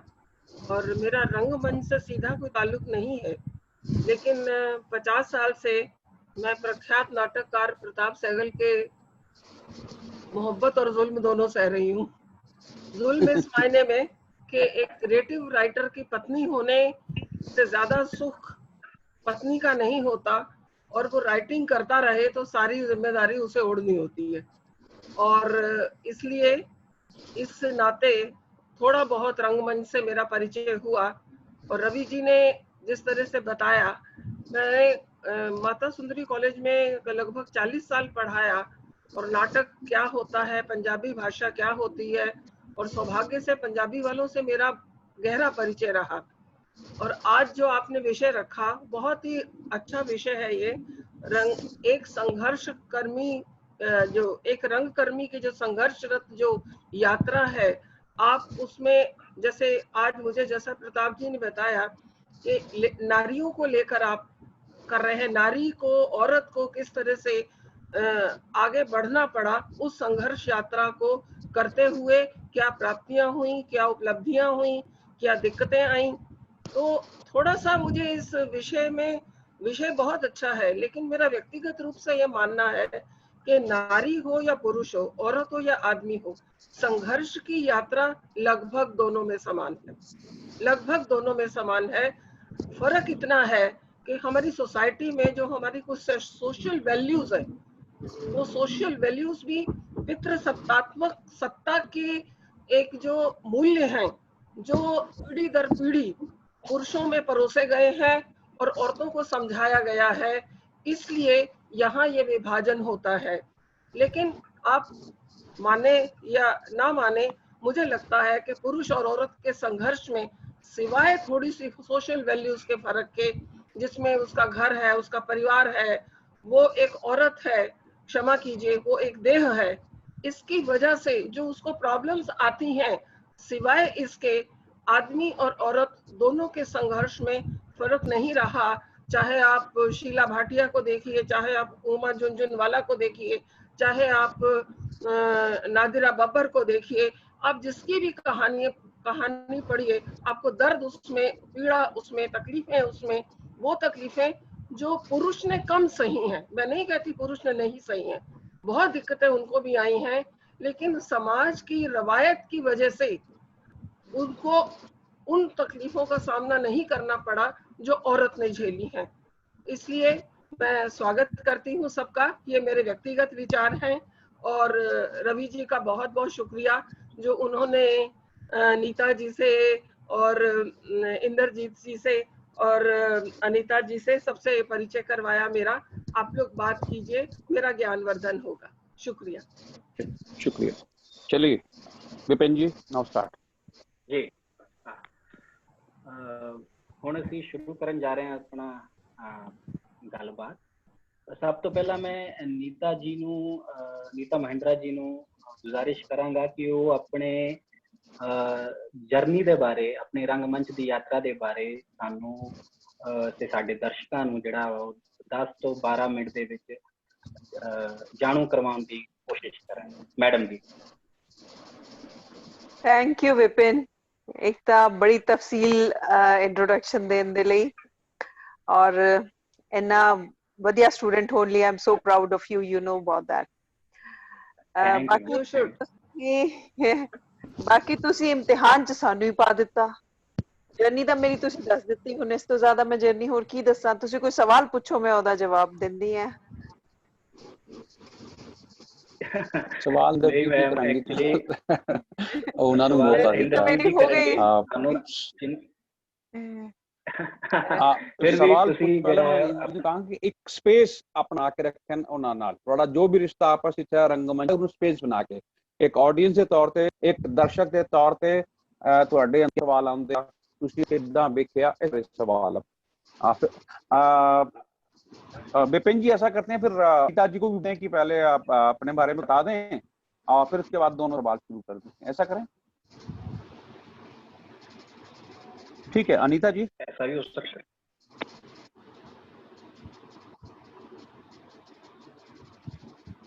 हेलो अनीता जी। क्या आप मुझे कह रहे हैं? अनीता शब्दीश जी। अनीता, अनीता। हाँ हाँ आज आपको पूरे नाम लेने पड़ेंगे, नहीं तो समझ में नहीं आएगा, क्योंकि थोड़ा सा अच्छा अच्छा। और अनीता जी और नीता जी ने क्या कि जो कुछ मैं कहना सी वो मैं पहले कहता, मैं सवाल अभी गल करांगी ਤੇ ਤੁਸੀਂ ਇਹ ਬਾਰੇ ਇੱਕ ਜਰਨੀ ਜਿਹੜੀ ਹੈ ਉਹ 5 ਮਿੰਟਾਂ ਵਿੱਚ 7 ਮਿੰਟ ਵਿੱਚ ਜਿਹੜੀ ਹੈ ਆਪਣੀ ਜਰਨੀ ਬਾਰੇ ਦੱਸੋ। ਸਵਾਲ ਸ਼ੁਰੂ ਕਰਾਂ जी। मेरी शुरुआत जो है वो एक कला जगत ਦੇ ਵਿੱਚੋਂ ਹੋਈ, ਇਸ ਤਰ੍ਹਾਂ ਕਿ ਮੇਰਾ ਪਰਿਵਾਰ ਜਿਹੜਾ ਹੈਗਾ ਉਹਦੇ ਵਿੱਚ ਆਰਟ ਸੀਗਾ, ਕਿਉਂਕਿ ਮੇਰੇ ਫਾਦਰ ਇੱਕ ਰਾਈਟਰ ਨੇ ਔਰ ਉਹਨਾਂ ਨੇ ਹਮੇਸ਼ਾ ਬਚਪਨ ਤੋਂ ਹੀ ਸਾਨੂੰ ਨਾਟਕ ਦਿਖਾਉਣ ਲੈ ਕੇ ਜਾਣਾ। ਆਫਿਸ ਤੋਂ ਛੁੱਟੀ ਕਰਕੇ ਸਾਈਕਲ ਤੇ ਬਿਠਾ ਕੇ ਮੋਹਾਲੀ ਦੇ ਵਿੱਚ ਇੱਕ ਫੈਕਟਰੀ ਹੁੰਦੀ ਸੀ, ਉੱਥੇ ਦਮਨ ਸਾਹਿਬ ਜੀ ਦੇ ਨਾਟਕ ਹੁੰਦੇ ਸੀ, ਦਵਿੰਦਰ ਦਮਨ ਜੀ ਦੇ, ਗੁਰਸ਼ਨ ਪਾਜੀ ਦੇ, ਕਮਲ ਵਿਦਰੋਹੀ ਜੀ ਦੇ। ਸੋ ਉਹ ਨਾਟਕ ਦੇਖ ਕੇ ਆਉਣਾ ਤੇ ਘਰ ਦੇ ਵਿੱਚ ਆ ਕੇ ਅਸੀਂ ਨਾਟਕ ਦੀ ਨਕਲ ਕਰਨੀ, ਕਿਸੇ ਨਾ ਕਿਸੇ ਕਿਰਦਾਰ ਨੂੰ ਆਪਣੇ ਨਾਲ ਲੈ ਕੇ ਆਉਣਾ। तो मेरा ब्रदर कुमार पवनदीप जो कि पटियाला थिएटर डिपार्टमेंट तो पास आउट है, इस तरह से घरे आके दोनों आपस दे विच गलबात करते सी और नाटक करते सी, नकल लगाते सी किसी ना किसी किरदार दी। ते बचपन तो ही वो माहौल मैनू मिलिया पूरी तरह नाल, और मेरे पेरेंट्स का मैनू पूरा साथ मिलिया। कोई दिक्कत नहीं आई किसी किस्म की भी। पर यह कि जो तुसी काम करन जांदे हो बचपन दे विच कुछ होर माहौल हुंदा है, थोड़े जे वड्डे हुंदे हो कुछ होर हुंदा है। इस तरह करदे करदे मैनू डॉक्टर आतमजीत जी मिले ते मैं हमेशा कहनी हां जी कि मैनू रंगमंच की दुनिया दे विच पैदा करने वाले डॉक्टर आतमजीत जी ने ते रंगमंच की दुनिया च पाल पोस के वड्डा करने वाले गुरशन पाजी ने। तो इन्हां दोनों हस्तियां की बदौलत मैं अज रंगमंच की दुनिया दे विच काम कर रही हाँ। रंगमंच करते हुए बचपन दे विच नहीं सी पता कि इस तरह एक शुरुआत होएगी, जिवें कि पहला दस चुके ने विपिन जी के मेरा पहला नाटक है रिश्तियां दा की रखिए नाम। उस नाटक दे विच मैं एक छोटा जिहा एक साइलेंट चक्कर ही कट्टिया सी, क्योंकि मैनू उस तो पहला मैं स्कूल दे विच जरूर करदी हुंदी सी पार्टिसिपेट हर प्रोग्राम दे विच। तां ब्रदर मेरा बीमार सी, पवन ते सर आतमजीत सर घर आए सी उन्होंने देखने वास्ते, तो उन्होंने मैनू कहा कि तेरी आवाज़ बड़ी थिएट्रिकल है, तू नाटक क्यों नहीं करती। मैं कहा सर मैं स्कूल च करदी हाँ, ज़्यादा नहीं अजे। तो कहते नहीं तू मेरे पवन दे नाल आ जाना जदों ये ठीक होएगा। तो जदों ठीक होया मैं उहदे नाल गई, तो मैं 2 नाटक सर दे नाल कीते सीगे, गुब्बारे और रिश्तियां दा की रखिए ना। पहला नाटक दे विच जिहड़ा साइलेंट चक्कर कट्टिया सी, मैनू नहीं सी पता कि वो चक्कर मेरा जिंदगी का पूरा चक्कर बन जाना। सो एक कंटिन्यूटी मेरी उत्थों शुरू हुई। उस तो बाद गुरशन पाजी दे नाल मिलन का मौका मिले 93 दे विच। तो 93 तो बाद मैं सचमुच मेरा नवा जन्म हो गया। मैं हमेशा इस गल नूं कहंदी हां कि नवा जन्म नाटक ने मेरी जिंदगी नूं बदल दिता। उस तो बाद मैं पाजी दे नाल पिंडां दे विच जाना शुरू कर दिता, ते फिर तां चल सो चल सी। फिर पता ही नहीं लग्या कि कदों रंगमंच दे विच इस तरह भिज गए कि होर कोई काम याद ही नहीं सी आउंदा, जां होर कोई गलबात हुंदी नहीं सी दिमाग दे विच। दिन च 3-3 4-4 शोज़ करने ते लगातार तां बनी रही। अगे विपिन जी दस चुके ने कि असीं एक सुचेतक रंगमंच अपना बनाया होया थिएटर ग्रुप। मैं पंजाब दे बहुत सारे थिएटर ग्रुप्स नाल मैनूं काम करन दा मौका मिलिया, और केवल धालीवाल जी नाल अपने ਸਮਰਾਲੇ ਤੋਂ ਮਾਸਟਰ ਤਰਲੋਚਨ ਜੀ, ਪਾਲੀ ਭੁਪਿੰਦਰ ਜੀ, ਕੁਮਾਰ ਪਵਨਦੀਪ, ਸੈਮੂਅਲ ਜੌਨ, ਔਰ ਮੈਂ ਬਹੁਤ ਸਾਰੇ ਡਾਇਰੈਕਟਰਸ ਦੇ ਅੰਡਰ ਕੰਮ ਕੀਤਾ ਹੈ। ਔਰ ਮੈਨੂੰ ਬੀਇੰਗ ਏ ਫੀਮੇਲ ਆਰਟਿਸਟ ਇਸ ਗੱਲ ਦੀ ਖੁਸ਼ੀ ਹੈ ਕਿ ਮੈਂ ਅਲੱਗ-ਅਲੱਗ ਥਾਵਾਂ ਤੇ ਜਾ ਕੇ ਕੰਮ ਕੀਤਾ ਹੈ, ਪਰ ਮੈਨੂੰ ਬਹੁਤ ਕੁਝ ਸਿੱਖਣ ਨੂੰ ਵੀ ਮਿਲਿਆ। ਕਿਉਂਕਿ ਮੋਹਾਲੀ ਤੋਂ ਮੈਂ ਮੁੱਲਾਪੁਰ ਤੱਕ ਵੀ ਜਾਂਦੀ ਰਹੀ ਹਾਂ, ਹਰਕੇਸ਼ ਚੌਧਰੀ ਉਹਨਾਂ ਦੇ ਨਾਲ ਵੀ ਕੰਮ ਕੀਤਾ ਹੈ। ਮੋਹਾਲੀ ਤੋਂ ਮੁੱਲਾਪੁਰ, ਮੋਹਾਲੀ ਤੋਂ ਅੰਮ੍ਰਿਤਸਰ, ਮੋਹਾਲੀ ਤੋਂ ਜਲੰਧਰ, ਮੋਹਾਲੀ ਤੋਂ ਮੋਗਾ। ਸੋ ਇਹ ਸਫ਼ਰ ਬੜਾ ਲੰਬਾ ਹੈ ਤੇ ਕਰਦੇ ਕਰਾਉਂਦੇ ਲਗਾਤਾਰ ਅਸੀਂ ਕੰਮ ਕਰ ਰਹੇ ਹਾਂ। ਅੱਜ ਵੀ ਥੀਏਟਰ ਗਰੁੱਪ ਬਣਾਇਆ ਹੋਇਆ ਹੈ ਸੁਚੇਤਕ ਰੰਗਮੰਚ, ਜਿਸ ਦੇ ਵਿੱਚ ਅਸੀਂ 20 ਸਾਲ ਹੋ ਚੁੱਕੇ ਨੇ ਥੀਏਟਰ ਗਰੁੱਪ ਨੂੰ ਵੀ, ਤੇ ਲਗਾਤਾਰ ਸਫ਼ਰ ਜਾਰੀ ਹੈ ਜੀ। ਬਸ ਸ਼ੁਰੂਆਤ ਇਹੀ ਹੈ, ਬਾਕੀ ਤੁਸੀਂ ਜਿਸ ਤਰ੍ਹਾਂ ਪੁੱਛਦੇ ਜਾਓਗੇ ਆਪਾਂ ਗੱਲਾਂ ਕਰਦੇ ਜਾਵਾਂਗੇ। ਮੈਡਮ, ਮੈਂ ਦੋਹਾਂ ਹੀ ਸ਼ਖਸੀਅਤਾਂ ਨੂੰ ਪੁੱਛਣਾ ਚਾਹਾਂਗਾ, ਡਾਕਟਰ ਨੀਤਾ ਮਹਿੰਦਰਾ ਜੀ ਤੇ ਅਨੀਤਾ ਸਤੀਸ਼ ਜੀ ਨੂੰ ਵੀ, ਕਿ ਜਿਸ ਦੌਰ ਦੇ ਵਿੱਚ ਕੁੜੀਆਂ ਦੇ ਲਈ ਰੰਗਮੰਚ ਕਰਨਾ, ਜਿਨ ਦੌਰ ਦੇ ਵਿੱਚ ਤੁਸੀਂ ਰੰਗਮੰਚ ਸ਼ੁਰੂ ਕੀਤਾ ਹੈ, ਮਤਲਬ 70s ਔਰ 80s ਔਰ 90s ਦੇ ਵਿੱਚ, ਉਸ ਦੌਰਾਨ ਇਹ ਸੁਣਨ ਨੂੰ ਮਿਲਦਾ ਰਿਹਾ ਕਿ ਕੁੜੀਆਂ ਨੂੰ ਹਮੇਸ਼ਾ ਹੀ ਰੰਗਮੰਚ ਦੇ ਵਿਧਾ ਤੋਂ ਜਿਹੜਾ ਉਹ ਵਰਜਿਆ ਜਾਂਦਾ ਸੀ ਜਾਂ ਬੁਰਾ ਮੰਨਿਆ ਜਾਂਦਾ ਸੀ ਕੁੜੀਆਂ ਦਾ ਇਸ ਵਿਧਾ ਦੇ ਵਿੱਚ ਕੰਮ ਕਰਨਾ। ਤਾਂ ਤੁਹਾਡੇ ਜੀਵਨ ਦੇ ਵਿੱਚ ਤੁਹਾਡੇ ਪਰਿਵਾਰ ਵੱਲੋਂ ਜਾਂ ਸਮਾਜ ਵੱਲੋਂ ਕਿਸ ਤਰ੍ਹਾਂ ਦੀਆਂ ਔਂਕੜਾਂ ਜਾਂ ਸਪੋਰਟ ਜਿਹੜੀ ਆ ਉਹ ਰਹੀ ਕਿ ਜਿੰਨੇ ਤੁਹਾਨੂੰ ਰੰਗਮੰਚ ਕਰਨ ਦੇ ਵਿੱਚ ਜਿਹੜੀ ਆ ਉਹ ਮਦਦ ਕੀਤੀ, ਜਾਂ ਤੁਹਾਡੇ ਅੰਦਰ ਜਿਹੜਾ ਇਹ ਜਜ਼ਬਾ ਪੈਦਾ ਕੀਤਾ ਕਿ ਤੁਸੀਂ ਰੰਗਮੰਚ ਕਰ ਸਕੋ ਤੇ ਇਸ ਪੂਰੀ ਦੀ ਪੂਰੀ ਵਿਚਾਰਧਾਰਾ ਨੂੰ ਬਦਲ ਸਕੋ ਕਿ ਕੁੜੀਆਂ ਰੰਗਮੰਚ ਕਰ ਸਕਦੀਆਂ। ਨੀਤਾ ਮਹਿੰਦਰਾ ਜੀ ਯੈਸ, ਜਦੋਂ ਮੈਂ ਤਾਂ ਸ਼ੁਰੂ ਕੀਤਾ ਸੀਗਾ ਬਿਲਕੁਲ ਕੁੜੀਆਂ ਬਹੁਤ ਘੱਟ ਹੁੰਦੀਆਂ ਸੀਗੀਆਂ, ਔਰ ਇਸੇ ਕਰਕੇ ਮੈਨੂੰ ਜਾਂਦੀ ਨੂੰ ਫਰਸਟ ਪਲੇ ਤੋਂ ਹੀ ਲੀਡ ਰੋਲਸ ਮਿਲਣੇ ਸ਼ੁਰੂ ਹੋ ਗਏ ਸੀਗੇ। ਔਰ ਫੈਮਿਲੀ ਵੱਲੋਂ ਆਬਜੈਕਸ਼ਨ ਵੀ ਸੀਗਾ ਆਫ ਕੋਰਸ, ਕਾਫੀ ਮੈਨੂੰ ਸਟੈਂਡ ਲੈਣਾ ਪਿਆ। ਹਾਲਾਂਕਿ ਮੈਂ ਕੋਈ ਬਹੁਤ ਸਟੈਂਡ ਲੈਣਾ ਵਾਲੀ ਜਾਂ ਰਿਵੋਲਟ ਕਰਨ ਵਾਲੀ ਉਦੋਂ ਨਹੀਂ ਸੀ ਹੁੰਦੀ, ਘਰ ਦੇ ਵਿੱਚ ਵੀ ਬਹੁਤ ਓਬੀਡੀਐਂਟ ਸੀਗੇ, ਲੇਕਿਨ ਇਸ ਚੀਜ਼ ਦੇ ਲਈ ਮੈਂ ਮਾਈਲਡ ਤਰੀਕੇ ਦੇ ਨਾਲ ਆਪਣਾ ਥੋੜਾ ਜਿਹਾ ਲਿਆ ਕਿ ਮੈਂ ਕਰਨਾ ਹੈ। ਔਰ ਮੈਨੂੰ ਸਪੋਰਟ ਥੋੜਾ ਮੇਰੇ ਭੂਆ ਜੀ ਇੰਗਲਿਸ਼ ਦੇ ਪ੍ਰੋਫੈਸਰ ਹੁੰਦੇ ਸੀਗੇ ਮੇਰਠ ਦੇ ਵਿੱਚ, who had specially come from there Tiwana ਸਾਹਿਬ ਨੂੰ ਇੰਟਰਵਿਊ ਕਰਨ, ਕਿਉਂਕਿ ਥੋੜਾ ਜਿਹਾ ਜਿਸ ਤਰ੍ਹਾਂ ਵੀ ਹੈ ਪਰਿਵਾਰ, ਨੇਬਰਸ ਜੋ ਕੁਝ ਵੀ ਸੁਣਦੇ ਸੀਗੇ, ਤੇ ਉਹਨਾਂ ਨੇ ਫਿਰ ਮੈਨੂੰ ਕਾਫੀ ਕੁਝ ਸਮਝਾਇਆ, because I was hardly 15-16 when I joined this theatre। ਤੇ ਉਹਨਾਂ ਨੇ ਕੁਝ ਚੀਜ਼ਾਂ ਮੈਨੂੰ ਬੜਾ ਕਿਹਾ ਸੀਗਾ ਕਿ ਇੱਕ ਤਾਂ ਸਪੋਰਟ ਦਿੱਤਾ ਕਿ ਤੁਸੀਂ ਥੀਏਟਰ ਕਰੋ, ਦੂਸਰਾ ਇੱਕ ਚੀਜ਼ ਉਹਨਾਂ ਨੇ ਕਿਹਾ ਸੀ ਕਿ ਕਿਸੇ ਵੀ ਮਾਹੌਲ ਦੇ ਵਿੱਚ ਜੇ ਤੁਸੀਂ ਬੈਠੋ, ਇਹ ਗੱਲ ਮੈਂ ਬਾਅਦ ਚ ਆਪਣੀ ਸਟੂਡੈਂਟਸ ਨੂੰ ਵੀ ਬੜੀ ਵਾਰੀ ਕਹਿੰਦੀ ਹੁੰਨੀ ਹੈ, which has been ਮੂਲ ਮੰਤਰ, ਕਿ ਕਿਹੜੀ ਵੀ ਕੰਪਨੀ ਦੇ ਵਿੱਚ ਕਿਸੇ ਵੀ ਜਗ੍ਹਾ ਜੇ ਤੁਸੀਂ ਬੈਠੇ ਹੋ, ਕਿਸੇ ਦੇ ਨਾਲ ਵੀ ਬੈਠੇ ਹੋ, if you are feeling uncomfortable, ਕੋਈ ਲੌਜਿਕ ਲੱਭਣ ਦੀ ਲੋੜ ਨਹੀਂ ਹੈ। ਜੇ ਤੁਹਾਨੂੰ ਉੱਥੇ ਖਰਾਬ ਲੱਗ ਰਿਹਾ ਹੈ ਤੇ ਉੱਥੇ 1 ਮਿੰਟ ਵੀ ਜ਼ਿਆਦਾ ਨਾ ਬੈਠੋ, ਪਰ ਜੇ ਤੁਹਾਨੂੰ ਠੀਕ ਲੱਗ ਰਿਹਾ ਹੈ, ਤੁਹਾਨੂੰ ਲੱਗ ਰਿਹਾ ਤੁਸੀਂ ਜੋ ਕਰ ਰਹੇ ਹੋ ਸਹੀ ਹੈ, ਦੁਨੀਆ ਜੋ ਮਰਜ਼ੀ ਬੋਲੇ ਉਹਦੀ ਕਦੀ ਪਰਵਾਹ ਨਾ ਕਰੋ। ਸੋ ਮੈਂ ਇਹ ਮੰਤਰ ਆਪਣਾ ਲੈ ਕੇ ਰਹੀ ਹੈ, ਪਰ ਮੈਂ ਇਸੇ ਕਰਕੇ ਸ਼ਾਇਦ ਥੀਏਟਰ ਦੇ ਵਿੱਚ ਵੀ ਜਦੋਂ ਹੁੰਦੀ ਸੀ ਮੈਂ ਬਹੁਤ ਘੱਟ ਗੱਲਬਾਤ ਕਰਦੀ ਸੀ, ਆਪਣੀ ਬਸ ਰਿਹਰਸਲ ਕੀਤੀ, ਆਪਣਾ ਕੰਮ ਜੋ ਹੈ ਪੂਰਾ ਕੀਤਾ। ਇਸ ਲਈ ਮੇਰੇ ਸਹੇਲੀਆਂ ਦੋਸਤ ਥੀਏਟਰ ਦੇ ਵਿੱਚ ਕਦੀ ਵੀ ਨਹੀਂ ਬਣੇ, ਕਿਉਂਕਿ ਮੇਰੀ ਉਹ ਆਦਤ ਹੁੰਦਾ ਹੀ ਵੀ ਹੈ ਕਿ ਕੰਮ ਕੀਤਾ ਔਰ ਕੰਮ ਕਰਕੇ ਤੇ ਆ ਗਏ। ਬਟ ਹਾਂ, ਆਪੋਜੀਸ਼ਨ ਸ਼ੁਰੂ ਦੇ ਵਿੱਚ ਕਾਫੀ ਹੁੰਦੀ ਸੀ, ਔਰ ਫਿਰ ਜਦੋਂ ਪਰਮਿਸ਼ਨ ਵੀ ਮਿਲੀ ਸੀ ਤਾਂ ਖਾਲੀ ਥੀਏਟਰ, ਨੋ ਟੀਵੀ, ਨੋ ਰੇਡੀਓ, ਨੋ ਫਿਲਮਸ। ਸੋ ਹੌਲੀ ਹੌਲੀ ਕਰਕੇ ਜਿਹੜਾ ਹੈ ਖੁੱਲੇ। ਯੈਸ। ਅਨੀਤਾ ਸਤੀਸ਼ ਜੀ, ਤੁਸੀਂ ਉਹਨੇ ਤਾਂ ਬਸ ਦੱਸਤਾ ਕਿ ਮੇਰੇ ਫਾਦਰ ਤੇ ਸਪੋਰਟ ਕਰਦੇ ਸੀਗੇ, ਉਹਨੇ ਕਿਹਾ ਤਾਂ ਪਹਿਲੇ ਕਿ ਮੈਂ ਤੁਹਾਨੂੰ ਬਿਠਾਣ ਲੈ ਜਾਂਦੇ ਸੀ, ਫਿਰ ਵੀ ਕੁਝ ਨਵੀਂ ਗੱਲ ਵੱਲੋਂ ਕਿਸੇ ਤਰ੍ਹਾਂ ਦੀ ਕੋਈ ਜੀ ਬਿਲਕੁਲ, ਮੇਰੇ ਮਤਲਬ ਰਿਸ਼ਤੇਦਾਰ ਤਾਂ ਜ਼ਰੂਰ ਆਬਜੈਕਸ਼ਨ ਕਰਦੇ ਸੀਗੇ। ਮੈਨੂੰ ਯਾਦ ਹੈ ਛੋਟੇ ਹੁੰਦੇ ਜਦੋਂ ਮੈਂ ਡਾਂਸ ਪ੍ਰੋਗਰਾਮ ਜ਼ਿਆਦਾ ਕਰਦੀ ਹੁੰਦੀ ਸੀ ਤਾਂ ਮੇਰੇ ਮਦਰ ਰਾਤ ਨੂੰ ਬਾਹਰ ਖੜੇ ਹੁੰਦੇ ਸੀ ਕਿ ਮੇਰੀ ਕੁੜੀ ਅਜੇ ਤੱਕ ਨਹੀਂ ਆਈ ਤਾਂ ਮੈਨੂੰ ਟੈਨਸ਼ਨ ਹੋ ਰਹੀ ਹੈ। ਤਾਂ ਮਦਰ ਔਰ ਫਾਦਰ ਦੀ ਆਪਸ 'ਚ ਗੱਲਬਾਤ ਵੀ ਹੋਣੀ ਵੀ ਕੀ ਬਣੇਗਾ, ਇੰਨੀ ਰਾਤ ਨੂੰ ਇਹ ਆਉਂਦੀ ਹੈ ਤਾਂ ਗਲੀ ਗਵਾਂਢ ਵਾਲੇ ਦੇਖਦੇ ਨੇ। ਤਾਂ ਮੇਰੇ ਫਾਦਰ ਨੇ ਇਹ ਸਟੈਂਡ ਲਿਆ ਸੀਗਾ ਕਿ ਗਲੀ ਗਵਾਂਢ ਵਾਲਿਆਂ ਦੀ ਮੈਨੂੰ ਕੋਈ ਪਰਵਾਹ ਨਹੀਂ ਹੈ, ਮੇਰੇ ਰਿਸ਼ਤੇਦਾਰਾਂ ਦੀ ਮੈਨੂੰ ਕੋਈ ਪਰਵਾਹ ਨਹੀਂ ਹੈ, ਮੈਨੂੰ ਆਪਣੀ ਕੁੜੀ ਤੇ ਮਾਣ ਹੈ, ਮੈਨੂੰ ਪਤਾ ਹੈ ਕਿ ਉਹ ਸਹੀ ਕੰਮ ਕਰ ਰਹੀ ਹੈ ਤੇ ਕੋਈ ਦਿੱਕਤ ਨਹੀਂ ਆਏਗੀ। ਸੋ ਡੈਡੀ ਦੀ ਇਹ ਸ਼ਬਦ ਜਿਹੜੇ ਨੇ ਮੇਰੇ ਲਈ ਬਹੁਤ ਇੰਪੋਰਟੈਂਟ ਸੀਗੇ ਤੇ ਮੈਨੂੰ ਸੱਚਮੁੱਚ ਕੋਈ ਦਿੱਕਤ ਨਹੀਂ ਆਈ। ਰੰਗਮੰਚ ਦਾ ਸਫ਼ਰ ਜਾਰੀ ਹੈ ਤੇ ਹਮੇਸ਼ਾ ਰਹੇਗਾ। मैं डॉक्टर इंद्रजीत कौर ਨੂੰ ਕਹਾਂਗਾ ਕਿ ਉਹ ਆਪਣੇ ਸਵਾਲ ਜਵਾਬ ਦਾ ਸਿਲਸਿਲਾ ਚਾਲੂ ਰੱਖੇ। ਜੀ ਜੀ ਜੀ मैं अनीता जी ਨੂੰ ਸਵਾਲ ਕਰ ਰਹੀ ਹਾਂ। ਸਤਿ ਸ਼੍ਰੀ ਅਕਾਲ ਜੀ ਸਾਰੇ ਸਾਡੇ ਪੈਨਲਿਸਟ। ਥੋੜਾ ਨੂੰ ਅੱਗੇ ਕਰ ਲਓ ਆਪਣੇ। ਮੇਰਾ ਹੈਲੋ ਹਾਂਜੀ ਮੇਰਾ ਸਵਾਲ ਹੈ। ਹੈਲੋ ਅਨੀਤਾ ਜੀ ਮੇਰਾ ਸਵਾਲ ਹੈ ਵੀ ਤੁਸੀਂ ਥੀਏਟਰ ਕਰਨਾ ਸ਼ੁਰੂ ਕੀਤਾ, ਤੁਹਾਨੂੰ ਆਵਾਜ਼ ਆ ਰਹੀ ਹੈ? ਹਾਂਜੀ ਹਾਂਜੀ ਆ ਰਹੀ ਹੈ ਜੀ।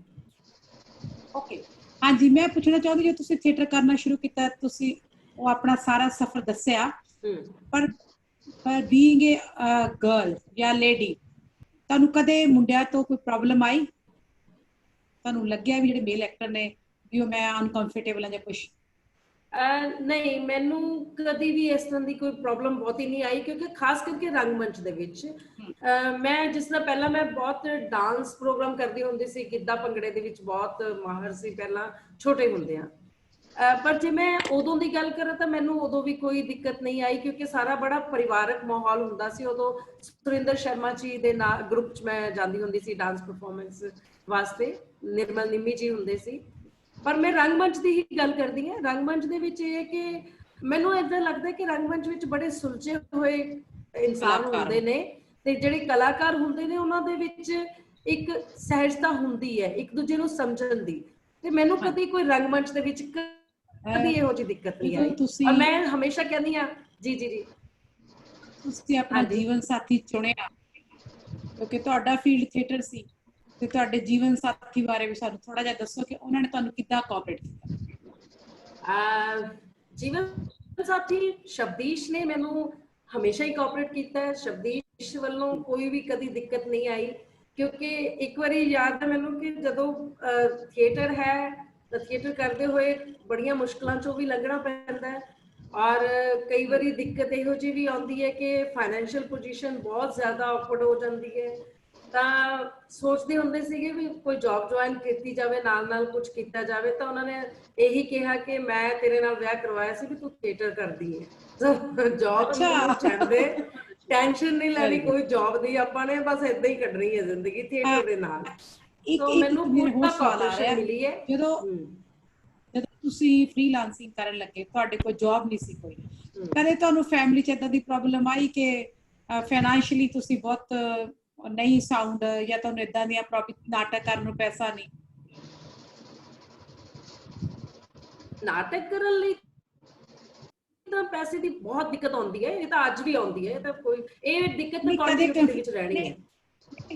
ਮੇਰਾ ਪੁਆਇੰਟ ਇਹ ਹੈ ਵੀ ਤੁਹਾਨੂੰ ਕਦੇ ਘਰ 'ਚ ਏਦਾਂ ਦੀ ਕੋਈ ਲੜਾਈ ਹੋਈ, ਕੋਈ ਏਦਾਂ ਦੇ ਹਾਲਾਤ ਹੋਏ ਕਿ ਵੀ ਅੱਜ ਤਾਂ ਮਤਲਬ ਪਲੇ ਨਹੀਂ ਹੋਣਾ, ਏਦਾਂ ਦੀ? ਮੈਂ ਉਸ ਮਾਹੌਲ ਨੂੰ ਪੁੱਛਣਾ ਚਾਹੁੰਦੀ। ਨਹੀਂ ਫਾਈਨੈਂਸ਼ਲੀ ਸਾਨੂੰ ਠੀਕ ਹੈ ਦਿੱਕਤਾਂ ਆਉਂਦੀਆਂ ਨੇ, ਕਿਉਂਕਿ ਅਸੀਂ ਦੋਨੋਂ ਹੀ ਫ੍ਰੀਲਾਂਸਰ ਹਾਂ। ਮੈਂ ਇਸੇ ਕਰਕੇ ਪੁੱਛਿਆ ਤੁਹਾਨੂੰ। ਬਹੁਤ ਮੁਸ਼ਕਲਾਂ, ਹਾਂਜੀ ਹਾਂਜੀ ਬਿਲਕੁਲ ਠੀਕ ਹੈ, ਸਵਾਲ ਤੁਹਾਡਾ ਜਾਇਜ਼ ਹੈ, ਔਰ ਮੈਨੂੰ ਮੁਸ਼ਕਲਾਂ ਆਉਂਦੀਆਂ ਨੇ, ਲੇਕਿਨ ਕਦੀ ਇਸ ਤਰ੍ਹਾਂ ਦੀ ਲੜਾਈ ਝਗੜਾ ਨਹੀਂ ਹੋਇਆ, ਕਿਉਂਕਿ ਦੋਨਾਂ ਨੂੰ ਪਤਾ ਹੈ ਕਿ ਅਸੀਂ ਦੋਨੋਂ ਰੰਗਮੰਚ ਨੂੰ ਲੈ ਕੇ ਕੰਮ ਕਰ ਰਹੇ ਹਾਂ। ਔਰ ਪਤਾ ਹੈ ਕਿਸੇ ਨੇ ਸਾਡੇ ਉੱਤੇ ਡਾਂਗ ਨਹੀਂ ਰੱਖੀ, ਕਿਸੇ ਨੇ ਸਾਨੂੰ ਕੁੱਟ ਮਾਰ ਕੇ ਨਹੀਂ ਕਿਹਾ ਕਿ ਤੁਸੀਂ ਥੀਏਟਰ ਹੀ ਕਰਨਾ ਹੈ। ਸੋ ਸਾਡੇ ਦੋਨਾਂ ਦੀ ਇੱਛਾ ਹੈ। ਭਾਜੀ ਨਾਲ ਵੀ ਤੁਸੀਂ ਅਨੀਤਾ ਜੀ ਗੁਰਸ਼ਨ ਭਾਜੀ ਨਾਲ ਵੀ ਥੀਏਟਰ ਕੀਤਾ ਜੀ, ਆਤਮਜੀਤ ਹੋਰਾਂ ਨਾਲ ਵੀ ਥੀਏਟਰ ਕੀਤਾ, ਫਿਰ ਤੁਸੀਂ ਆਪਣਾ ਗਰੁੱਪ ਵੀ ਚਲਾ ਰਹੇ ਹੋ।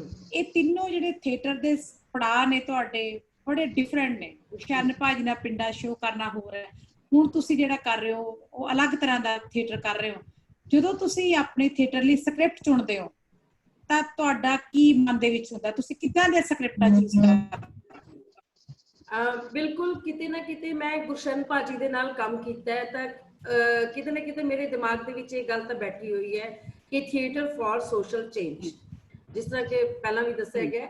ਔਰ ਮੈਂ ਹਮੇਸ਼ਾ ਜਿਹੜੇ ਕੁਝ ਇਸ ਤਰ੍ਹਾਂ ਦੀਆਂ ਘਟਨਾਵਾਂ ਵਾਪਰਦੀਆਂ ਨੇ ਲਾਈਫ ਦੇ ਵਿੱਚ, ਜ਼ਿੰਦਗੀ ਦੇ ਵਿੱਚ, ਨੇ ਸਮਾਜ ਦੇ ਵਿੱਚ ਇਹੋ ਜਿਹੀਆਂ ਘਟਨਾਵਾਂ ਦਿਸਦੀਆਂ ਨੇ ਸਾਨੂੰ, ਜਿਨ੍ਹਾਂ ਦੇ ਉੱਤੇ ਲੱਗਦਾ ਕਿ ਕੰਮ ਕਰਨਾ ਚਾਹੀਦਾ ਹੈ। ਤੇ ਸਾਡੇ ਘਰ ਦੇ ਵਿੱਚ, ਮੇਰੇ ਘਰ 'ਚ ਇੱਕ ਕਲਮਕਾਰ ਬੈਠਾ ਹੋਇਆ ਹੈ, ਰਾਈਟਰ ਬੈਠਾ ਹੋਇਆ ਹੈ, ਤੇ ਆਪਸ ਦੇ ਵਿੱਚ ਡਿਸਕਸ਼ਨ ਹੁੰਦੀ ਹੈ ਕਿ ਮੈਨੂੰ ਇਸ ਵਿਸ਼ੇ ਦੇ ਉੱਤੇ ਨਾਟਕ ਚਾਹੀਦਾ ਹੈ, ਕਿਉਂਕਿ ਸਮਾਜਿਕ ਮੁੱਦਿਆਂ ਦੇ ਵਿੱਚ। ਬਿਲਕੁਲ, ਮੈਂ ਤੁਹਾਡੇ ਹੀ ਸਕ੍ਰਿਪਟ ਦੀ ਚੋਇਸ ਪੁੱਛਣਾ ਚਾਹੁੰਦੀ ਸੀ ਵੀ ਤੁਹਾਡੇ, ਕਿਉਂਕਿ ਮੈਂ ਤੁਹਾਡੇ ਬਹੁਤ ਸਾਰੇ ਨਾਟਕ ਦੇਖੇ, ਨੱਟੀ ਵਿਨੋਦਨੀ ਹਨਾ, ਜਿਹੜੇ ਅੱਜ ਕੱਲ ਤੁਸੀਂ ਕਿਤੇ ਨਵੇਂ ਤਿਆਰ ਕੀਤੇ ਨੇ, ਤੇ ਉਹਨਾਂ ਦੀ ਸਕ੍ਰਿਪਟ ਤੁਹਾਡੇ ਮਨ 'ਚ ਕਿਵੇਂ ਆਉਂਦੀ ਹੈ ਕਿ ਤੁਸੀਂ ਉਹੀ ਹਿਸਟੋਰੀਕਲ ਪਲੇ ਚੱਕਣੇ ਨੇ ਜਾਂ ਆਟੋਬਾਇਓਗ੍ਰਾਫੀ ਚੱਕਣੀ ਹੈ, ਉਹਦੇ ਬਾਰੇ ਦੱਸੋ। ਮੈਂ ਹਾਂ ਬਿਲਕੁਲ ਜੀ, ਸਾਡੇ ਐਕਚੁਅਲੀ ਸਾਡੀ ਡਿਸਕਸ਼ਨ ਹੁੰਦੀ ਰਹਿੰਦੀ ਹੈ ਕਿ ਮੈਨੂੰ ਹੁਣ ਲੱਗਦਾ ਹੈ ਕਿ ਮੈਂ ਹੁਣ ਜਿੰਨੇ ਰੇਪ ਕੇਸਿਸ ਹੋ ਰਹੇ ਨੇ, ਬਹੁਤ ਗਲਤ ਹੋ ਰਿਹਾ ਸਾਰੇ ਸਮਾਜ ਦੇ ਵਿੱਚ, ਤਾਂ ਮੈਂ ਉਸ ਇਸ਼ੂ ਦੇ ਉੱਤੇ ਕੰਮ ਕਰਨਾ ਚਾਹੁੰਦੀ ਹਾਂ। ਤਾਂ ਮੈਂ ਸ਼ਬਦੀਸ਼ ਤੋਂ ਸੋਲੋ ਪਲੇ ਲਿਖਵਾਇਆ ਸੀ, ਮਨ ਮਿੱਟੀ ਦਾ ਬੋਲਿਆ। ਜੇ ਨਟੀ ਵਿਨੋਦਨੀ ਦੀ ਗੱਲ ਕਰਾਂ ਤਾਂ ਮੇਰੇ ਅੰਦਰ ਕਿਤੇ ਨਾ ਕਿਤੇ ਇੱਕ ਡਾਂਸਰ ਬੈਠੀ ਹੋਈ ਹੈ, ਕਿਉਂਕਿ ਮੈਂ ਬਚਪਨ ਦੇ ਵਿੱਚ ਕਲਾਸੀਕਲ ਡਾਂਸਰ ਬਣਨਾ ਚਾਹੁੰਦੀ ਸੀ। ਤੇ ਮੈਂ ਜਦੋਂ ਗੁਰਸ਼ਨ ਭਾਜੀ ਨਾਲ ਜਾਂਦੀ ਹੁੰਦੀ ਸੀ ਤਾਂ ਮੈਂ ਲੁਧਿਆਣੇ ਦੇ ਵਿੱਚ ਚੇਤਨਾ ਪ੍ਰਕਾਸ਼ਨ ਦੇ ਉੱਤੇ ਅਸੀਂ ਰੁਕਦੇ ਹੁੰਦੇ ਸੀਗੇ, ਤੇ ਉੱਥੋਂ ਅਸੀਂ ਕਿਤਾਬਾਂ ਖਰੀਦ ਲੈਂਦੇ ਸੀ। ਕਿਤਾਬਾਂ ਤਾਂ ਸਾਡੇ ਕੋਲ ਪਹਿਲਾਂ ਹੀ ਬਹੁਤ ਹੁੰਦੀਆਂ ਸੀ, ਪਰ ਉੱਥੇ ਖੜੇ ਖੜੇ ਕੁਛ ਨਾ ਕੁਛ ਅਸੀਂ ਕਿਤਾਬ ਖਰੀਦ ਲੈਣੀ। ਤੇ ਮੈਂ ਨਟੀ ਵਿਨੋਦਨੀ ਨਾਮ ਪੜਿਆ ਤਾਂ ਮੈਨੂੰ ਲੱਗਿਆ ਕਿ ਸ਼ਾਇਦ ਕਿਸੇ ਡਾਂਸਰ ਦੀ ਲਾਈਫ ਦੇ ਉੱਤੇ ਹੈ, ਜਾਂ ਕਿਸੇ ਡਾਂਸਰ ਬਾਰੇ ਕੁਛ ਹੈ ਜੀ। ਨਟੀ ਸ਼ਬਦ ਪੜ੍ਹ ਕੇ ਮੈਨੂੰ ਉਦੋਂ ਨਹੀਂ ਸੀ ਪਤਾ ਕਿ ਨਟੀ ਵਿਨੋਦਨੀ ਨਾਮ ਦੀ ਇੱਕ ਹਸਤੀ ਇਸ ਤਰ੍ਹਾਂ ਦੀ ਸੀ, ਤੇ ਉਹ ਬਹੁਤ ਸਤਿਕਾਰਤ ਹਸਤੀ ਸੀ, ਤੇ ਮੈਨੂੰ ਉਦੋਂ ਨਹੀਂ ਸੀ ਪਤਾ ਉਹਦੇ ਬਾਰੇ। ਤੇ ਮੈਂ ਉਹ ਕਿਤਾਬ ਲਈ ਔਰ ਮੈਂ ਰਸਤੇ 'ਚ ਹੀ ਪੜ੍ਹਨੀ ਸ਼ੁਰੂ ਕਰ ਦਿੱਤੀ, ਤੇ ਥੋੜੇ ਦਿਨਾਂ ਬਾਅਦ ਕੰਪਲੀਟ ਕਰਕੇ ਤਾਂ ਮੈਨੂੰ ਮੇਰੇ ਦਿਮਾਗ ਤੇ ਉਸ ਨਾਟਕ ਨੇ ਬਹੁਤ ਅਸਰ ਪਾਇਆ। ਹਿੰਦੀ ਦੀ ਸਕ੍ਰਿਪਟ ਸੀ ਉਹ, ਤੇ ਮੇਰਾ ਦਿਲ ਕੀਤਾ ਕਿ ਮੈਂ ਇਹਨੂੰ ਖੇਡਾਂ ਕਿਸੇ ਤਰੀਕੇ। ਮੈਂ ਕਿਉਂਕਿ ਗੱਲ ਇਹ ਹੈ ਕਿ ਸਾਡੇ ਦਿਲ ਦੇ ਕਰੀਬ ਜਿਹੜੇ ਇਸ਼ੂਜ਼ ਹੋ ਜਾਂਦੇ ਨੇ ਨਾ, ਤਾਂ ਉਹਨਾਂ ਦੇ ਉੱਤੇ ਖੇਡ ਕੇ ਲੋਕਾਂ ਤੱਕ ਪਹੁੰਚਾਉਣਾ ਚਾਹੁੰਦੇ ਹਾਂ ਅਸੀਂ ਉਹਨਾਂ ਨੂੰ। ਇੱਕ ਸਵਾਲ ਹੋਰ ਮੇਰਾ ਤੁਹਾਡੇ, ਸੌਰੀ ਵਿੱਚ ਰੋਕਿਆ, ਤੁਸੀਂ ਸੋਲੋ ਨਾਟਕ ਕਰਦੇ ਹੋ ਵੀ ਚਿੜੀ ਦੀ ਅੰਬਰ ਵੱਲ ਉਡਾਨ, ਇਹ ਨਾਟਕਾਂ ਦੇ ਪਿੱਛੇ ਤੁਹਾਡਾ ਕੀ ਮਤਲਬ ਚੱਲਦਾ ਹੈ? ਸੋਲੋ ਨਾਟਕ ਜਿਹੜੇ ਹੈਗੇ, ਵੈਸੇ ਤਾਂ ਇਹਦੀ ਸ਼ੁਰੂਆਤ ਗੁਰਸ਼ਨ ਭਾਜੀ ਨੇ ਹੀ ਕਰਵਾਈ ਸੀ, ਕਿਉਂਕਿ ਉਦੋਂ ਉਹਨਾਂ ਨੇ ਡਾਕਟਰ ਗੁਰਮਿੰਦਰ ਸਿੱਧੂ ਜੀ ਦੀਆਂ ਕਵਿਤਾਵਾਂ ਆਈਆਂ ਦੀ ਕਵਿਤਾਵਾਂ ਦੀ ਕਿਤਾਬ ਆਈ ਸੀਗੀ, ਤਾਂ ਮੈਨੂੰ ਕਹਿੰਦੇ ਕਿ ਉਹ ਕਿਤਾਬ ਦੇ ਵਿੱਚੋਂ ਕੁਝ ਕਵਿਤਾਵਾਂ ਤੂੰ ਪੜ੍ਹਿਆ ਕਰ, ਤੇ ਜਦੋਂ ਆਪਾਂ ਪ੍ਰੋਗਰਾਮ ਕਰਨ ਜਾਂਦੇ ਆ ਤਾਂ ਤੂੰ ਇੱਕ ਅੱਧੀ ਕਵਿਤਾ ਉੱਥੇ ਬੋਲਿਆ ਕਰ। ਤੇ ਮੈਂ ਉਹ ਪੜ੍ਹੀ ਕਵਿਤਾਵਾਂ ਪੜ੍ਹੀਆਂ। ਉਸ ਤੋਂ ਬਾਅਦ ਮੈਨੂੰ ਲੱਗਿਆ ਕਿ ਕਵਿਤਾਵਾਂ ਦੇ ਉੱਤੇ ਤਾਂ ਕੁਝ ਕੀਤਾ ਵੀ ਜਾ ਸਕਦਾ ਹੈ, ਤੇ ਭਾਜੀ ਕਹਿੰਦੇ ਵੀ ਠੀਕ ਹੈ, ਤੂੰ ਇਹਦੇ ਤੇ ਨਾਟਕ ਤਿਆਰ ਕਰ ਲੈ। ਮੈਂ ਸ਼ਬਦੀਸ਼ ਨਾਲ ਡਿਸਕਸ ਕੀਤਾ, ਤੇ ਸ਼ਬਦੀਸ਼ ਨੇ ਬਹੁਤ ਵਧੀਆ ਸਕ੍ਰਿਪਟ ਮੈਨੂੰ ਤਿਆਰ ਕਰਕੇ ਦੇ ਦਿੱਤੀ। ਕੁਝ ਕਵਿਤਾਵਾਂ ਸ਼ਬਦੀਸ਼ ਦੀਆਂ ਨੇ, ਕੁਝ ਕਵਿਤਾਵਾਂ ਡਾਕਟਰ ਗੁਰਮਿੰਦਰ ਸਿੱਧੂ ਜੀ ਦੀਆਂ ਨੇ, ਤੇ ਉਹ ਬਹੁਤ ਵਧੀਆ ਇੱਕ ਨਾਟਕ ਬਣ ਗਿਆ। ਤੇ ਨਾਟਕ ਛੋਟਾ ਸੀ ਇਸ ਕਰਕੇ ਬਣਾਇਆ ਸੀ ਕਿਉਂਕਿ ਭਾਜੀ ਜਿਸ ਤਰ੍ਹਾਂ ਦੇ ਪਲੇਸ ਕਰਦੇ ਰਹੇ ਨੇ ਕਿ ਅੱਧੇ ਘੰਟੇ ਦਾ ਹੀ ਨਾਟਕ ਚਾਹੀਦਾ ਹੈ, ਤਾਂ ਇਸ ਕਰਕੇ ਅਸੀਂ ਉਹ ਨਾਟਕ ਛੋਟਾ ਹੀ ਰੱਖਿਆ ਸੀਗਾ। ਉਹ ਨਾਟਕ ਤਾਂ ਭਾਜੀ ਦੇ ਕਹਿਣ ਤੇ ਤਿਆਰ ਹੋਇਆ, ਲੇਕਿਨ ਜਿਹੜਾ ਮਨ ਮਿੱਟੀ ਦਾ ਬੋਲਿਆ ਨਾਟਕ ਉਹ ਮੈਂ ਖੁਦ ਸੋਚ ਸਮਝ ਕੇ ਤਿਆਰ ਕੀਤਾ ਸੀ, ਕਿਉਂਕਿ ਮੈਂ ਇਸ ਵਿਸ਼ੇ ਦੇ ਉੱਤੇ ਕੰਮ ਕਰਨਾ ਚਾਹੁੰਦੀ ਸੀ। ਤੇ ਜਦੋਂ ਤੁਸੀਂ ਵੱਡੀ ਟੀਮ ਨੂੰ ਲੈ ਕੇ ਬਾਹਰ ਜਾਓਗੇ, ਖਾਸ ਕਰਕੇ ਫੀਮੇਲ ਆਰਟਿਸਟਾਂ ਦੇ ਨਾਲ ਥੋੜਾ ਜਿਹਾ ਔਖਾ ਹੋ ਜਾਂਦਾ ਸੀ। ਮੇਰੇ ਇੱਕ ਸਵਾਲ ਹੋਰ ਆ ਰਿਹਾ ਅਨੀਤਾ ਜੀ, ਮੇਰਾ ਇੱਕ ਸਵਾਲ ਤੁਹਾਡੇ ਨਾਲ ਐਸੇ ਸਵਾਲਾਂ ਨਾਲ ਜੁੜਿਆ ਹੋਇਆ। ਇੰਦਰਜੀਤ ਜੀ, ਇੱਕ ਸਵਾਲ ਕਰਨਾ ਮੈਂ? ਹਾਂਜੀ ਸਰ। ਅੱਛਾ, ਇਹ ਤੁਸੀਂ ਜਿਹੜੀਆਂ ਕਿ ਕਰੰਟ ਅਫੇਅਰਸ ਜਿਹੜੇ ਅੱਜ ਕੱਲ ਉਹ ਤੁਸੀਂ ਨਾਟਕਾਂ ਦਾ ਇੰਟਰਸਟਿਡ ਹੋਏ ਹੋ, ਨਾਮ ਤੌਰ ਤੇ ਅਸੀਂ ਜਿਹੜਾ ਇਸ ਗੱਲ ਨੂੰ ਸਮਝਦੇ ਕਰੰਟ ਅਫੇਅਰ ਨਾ ਹੁੰਦਾ ਜਾਂ ਇਸ ਤੇ ਨਾਟਕ ਹੀ ਖੇਡਿਆ ਸਰ ਨਾਟਕ ਦਾ। ਮੇਰੀ ਆਵਾਜ਼ ਹੀ ਸਰ ਕੱਟ ਕੇ ਆ ਰਹੀ ਹੈ ਆਵਾਜ਼। ਹੈਲੋ, ਇਹ ਕੱਟ ਕੇ ਆ ਰਹੀ ਤੁਹਾਡੀ ਨੈਟ ਦੀ ਪ੍ਰੋਬਲਮ। ਚਲੋ, ਇਹ ਕਰੰਟ ਅਫੇਅਰਸ ਨਾਮ ਤੇ ਆਇਆ ਕਿ ਜਿਹੜਾ ਕਰੰਟ ਅਫੇਅਰ ਲੇਕਿਨ ਅਪਰੋਕਸੀਮੇਟ ਹੈ ਘੰਟੇ ਦਾ ਘੰਟੇ ਦਾ। ਮੈਂ ਪੰਜਾਬ ਬੜੇ ਘੱਟ ਢਾਈ ਘੰਟੇ ਪਲੇ, ਜ਼ਿਆਦਾਤਰ ਮੈਂ ਸਵਾ ਘੰਟੇ ਦਾ 1 ਘੰਟੇ ਦਾ ਮੈਕਸਿਮਮ ਪਲੇ ਵੇਗਾ। ਜਿੱਦਾਂ ਹੁਣ ਮੈਂ ਗੱਲ ਕਰਾਂ, ਗਾਣੇ ਬੌਰ ਦੀ ਛਾਂ ਉਹਨਾਂ ਨੇ ਕੀਤਾ ਸੀਗਾ, ਇਹਨਾਂ ਨੇ ਕੀਤਾ ਇੰਦਰਜੀਤ ਨੇ। ਇਹ ਮੈਨੂੰ ਪਲੇ ਵੀ ਲੱਗਿਆ ਕਿ ਪਲੇ ਜਿਹੜਾ ਅਧੂਰਾ ਹੈ, ਪੂਰਾ ਨਹੀਂ ਹੈਗਾ, ਇਹ ਜਿੱਥੇ ਖਤਮ ਹੁੰਦਾ ਇੱਥੋਂ ਅੱਗੇ ਜਾਣਾ ਚਾਹੀਦਾ। क्या ਤੁਹਾਨੂੰ लगता नहीं कि पंजाब ਜਿਹੜੇ भी है करंट अफेयर्स और सोलो परफॉर्मेंस क्यों ज्यादा हो रहे हैं? कारण क्या है? करंट अफेयर सोलो परफॉर्मेंस क्या कारण है ਉੱਥੇ ਜਾਂ ਵੱਡਾ ਪਲੇ ਕਰਨ ਨੂੰ ਪ੍ਰੋਬਲਮ ਹੋ ਵੱਡਾ ਪਲੇ, ਵੱਡਾ 2.5 ਘੰਟੇ ਦਾ ਪਲੇ, ਜਿਹੜਾ ਕੰਪਲੀਟ ਪਲੇ ਜਿਹਨੂੰ ਕਹਿੰਦੇ ਪਲੇ ਦਾ ਡਰਾਮੇ ਦਾ ਮਤਲਬ ਇੱਕ ਕੰਪਲੀਟ ਡਰਾਮਾ ਜਿਹਦੇ ਵਿੱਚ 10-12 ਲੋਕ ਹੋਣ, ਉਹਦੇ ਵਿੱਚ ਕਾਫੀ ਹੋਏ, ਇੱਕ ਸਬਜੈਕਟ ਹੋ ਜਿਹੜਾ ਕਿ ਰਾਜਾ ਰੰਗ ਔਰ ਰੰਗ ਤੋਂ ਰਾਜਾ ਗੱਲ ਕਰੇ ਪੂਰੀ, ਕਿਉਂਕਿ ਅਖਬਾਰਾਂ ਦੀ ਦਿੱਕਤ ਨੂੰ ਲੈ ਕੇ ਅਸੀਂ ਡਰਾਮਾ ਨਹੀਂ ਕਰ ਸਕਦੇ, ਅਖਬਾਰਾਂ ਦੀ ਦਿੱਕਤ ਨੂੰ ਲੈ ਕੇ ਅਸੀਂ ਨੁੱਕੜ ਨਾਟਕ ਕਰ ਸਕਦੇ ਹਾਂ ਜਾਂ ਇੱਕ ਡਿਬੇਟ ਜ਼ਰੂਰ ਕਰਨੇ ਆ, ਲੇਕਿਨ ਨਾਟਕ ਲਈ ਇੱਕ ਅਲੱਗ ਚਾਹੀਦਾ ਹੁੰਦਾ। ਕਿਉਂ ਸਿਰਫ ਸੋਲੋ ਪਰਫਾਰਮੈਂਸ ਛੋਟੇ ਨਾਟਕ? ਸਰ ਮੈਨੂੰ ਜਿੱਥੋਂ ਤੱਕ ਜੇ ਮੈਂ ਪੂਰੀ ਗੱਲ ਸਮਝ ਪਾਈ ਹਾਂ ਤਾਂ ਇਹੀ ਹੈ ਕਿ ਤੁਸੀਂ ਨਾਟਕ ਦੀ ਚੂਜ਼ ਕਰਨ ਦੀ ਗੱਲ ਕਰ ਰਹੇ ਹੋ। ਜਿਹੜੇ ਨਾਟਕ ਜਦੋਂ ਅਸੀਂ ਸੋਲੋ ਨਾਟਕ ਕਰਦੇ ਹਾਂ ਤੇ ਸੋਲੋ ਨਾਟਕ ਤੇ ਅਲੱਗ ਨਾਟਕ ਜਿਹੜੇ ਵੱਡੇ ਟੀਮ ਵਾਲੇ ਨਾਟਕ ਹੈ ਉਹ ਇੱਕ ਸੋਚ ਸਮਝ ਕੇ ਕੀਤੀ ਹੋਈ ਪਲੈਨਿੰਗ ਤਾਂ ਕਿਸੇ ਨਾਟਕ ਇੱਕ ਦੇ ਨਾਟਕ 'ਚ ਹੋ ਸਕਦੀ ਹੈ, ਸਾਰਿਆਂ 'ਚ ਨਹੀਂ ਹੋ ਸਕਦੀ। तो एक शैली है, अलग तरीके नाल खेड के एक्सपैरीमेंट किए जा सकते हैं और रंगमंच दे विच बहुत सारे एक्सपैरीमेंट हुंदे ने। जिहड़ी एक करंट इशू नूं लैके गलबात हैगी है वो शायद किते ना किते मैं गुरशन भाजी तो सीखी है। वो करंट इशू दे उत्ते गल करदे सीगे ते ओनूं लैके जांदे सी लोकां दे विच। तां मैनूं लगदा है कि जिहड़ा कोई इशू हो रहा है ते रंगमंच एक इहो जी चीज है जिहदे जरिए असीं लोकां तक उस गल नूं लैके जा सकते हैं। और मैनूं लगदा है कि जे तुहाडे कोल इह अदा हैगी है, इह कला हैगी है तां लोकां तक जानी चाहिए राइट जी। ਅਸੀਂ ਅਨੀਤਾ ਮਹਿੰਦਰਾ ਜੀ ਕੋਲ ਆਈਏ ਥੋੜੀ ਦੇਰ। जी जी जी बिल्कुल। हाँ, ਤੁਸੀਂ ਸਵਾਲ ਪੁੱਛਣਾ ਨੀਤਾ ਮਹਿੰਦਰਾ ਕੋਲ ਪੁੱਛ ਸਕਦੇ। ਇੰਦਰਜੀਤ ਜੀ। हाँ जी सर। हाँ, ਨੀਤਾ ਮਹਿੰਦਰਾ ਜੀ ਕੋਲ। हाँ जी मैम, सत श्री अकाल। ਸਤਿ ਸ਼੍ਰੀ ਅਕਾਲ ਜੀ। हाँ जी नीता मैम, मैं तो एक सवाल ये है कि तुसी फाइन आर्ट्स से बेसिकली स्टूडेंट हो, जे मैं गलत ना होवा। हाँ जी। मैंने पता नहीं, नींद आनी चोली जी। आवाज आ रही है? जी बिल्कुल आ रही है।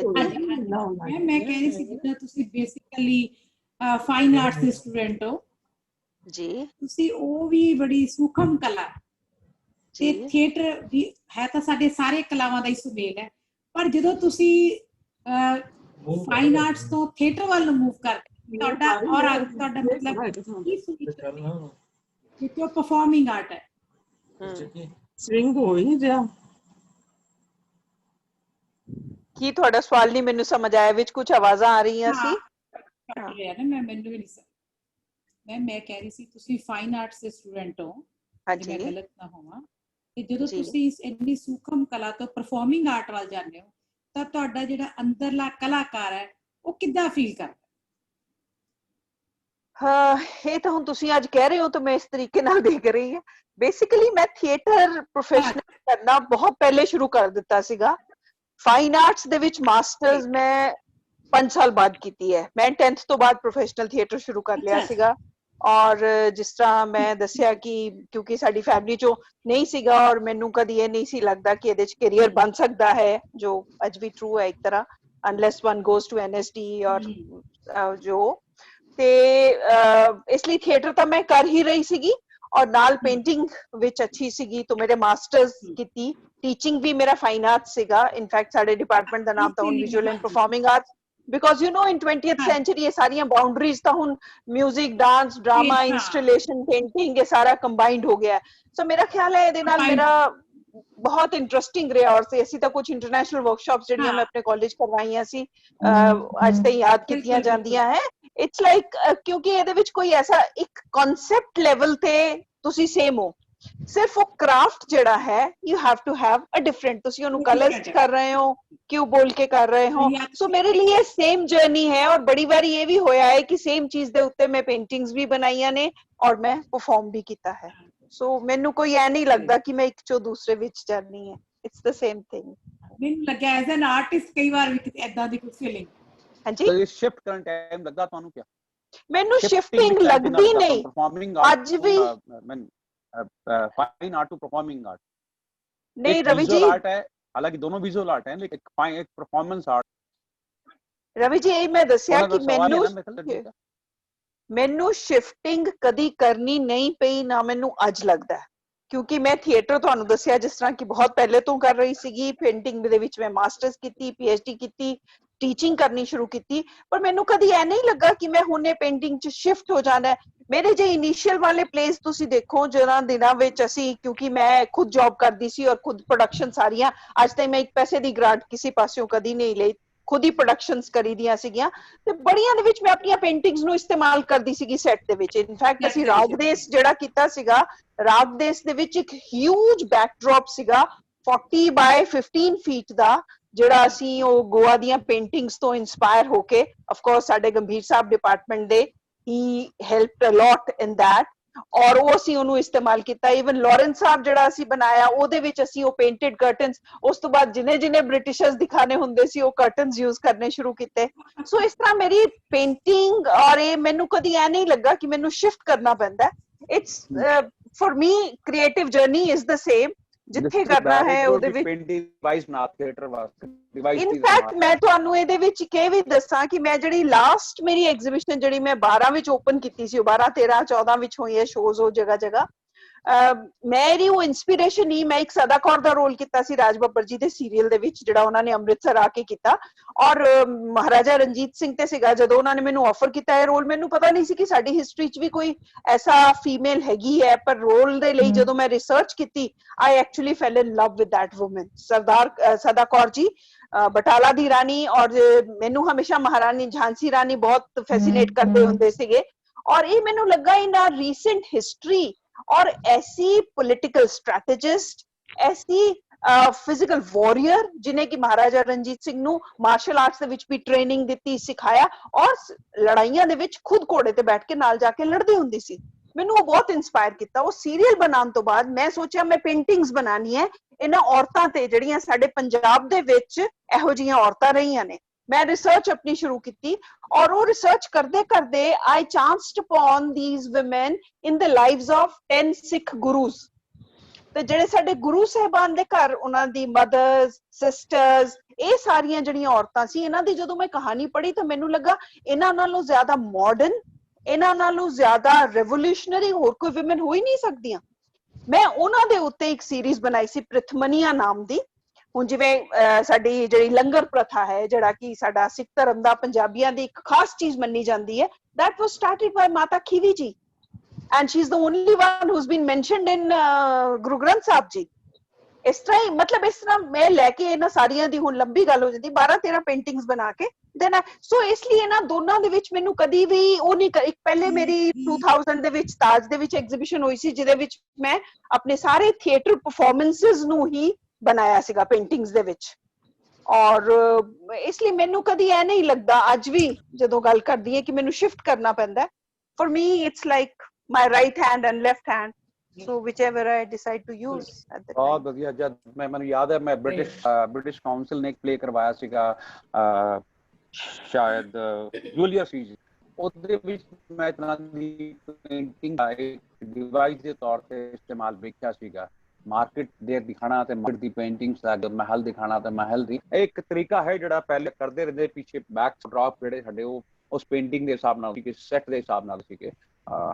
ਚਲਿए विपिन जी हमारे साथ हैं। ਇਹਦੇ ਵਿੱਚ ਮੈਂ ਰਵੀ ਜੀ ਇੱਕ ਸਵਾਲ ਇਹ ਮੈਂ ਇੱਕ ਥੋੜੀ ਕਲੈਰੀਫਿਕੇਸ਼ਨ ਰਵੀ ਜੀ ਨੀਤਾ ਜੀ ਨੂੰ ਔਰ ਅਨੀਤਾ ਜੀ ਸਵਾਲ ਹੈ ਕਿ ਤੁਸੀਂ ਇਸ ਤਰ੍ਹਾਂ ਦੇ ਚੁੱਕਦੇ ਹੋ ਔਰਲੇ ਕਿਆ ਵੇਖਦੀ ਇਹ ਪਲੇ ਕਰ ਸਕਣ ਮੇਲ ਹੁੰਦਾ ਉਹ ਕਿਆ ਪਲੇ ਕਿਸ ਤਰ੍ਹਾਂ ਦਾ ਤੁਹਾਡੇ ਆ ਕੇ ਚੱਲਦਾ ਕਿ ਪਲੇ ਮੇਰੇ ਨਾਲ ਆਸਾ ਇਸ ਪਲੇ ਨੂੰ ਖੇਲ ਸਕਦੀ, ਉਸ ਪਲੇ ਨੂੰ ਚੁਣਨ ਵਾਸਤੇ ਤੁਹਾਡੇ ਅੰਦਰ ਕਿਆ ਵਿਚਾਰ ਆਉਂਦੇ ਆ ਔਰ ਕਿਆ ਸੋਚ ਕੇ ਤੁਸੀਂ ਉਹ ਨੂੰ ਚੁਣਦੇ ਹੋ?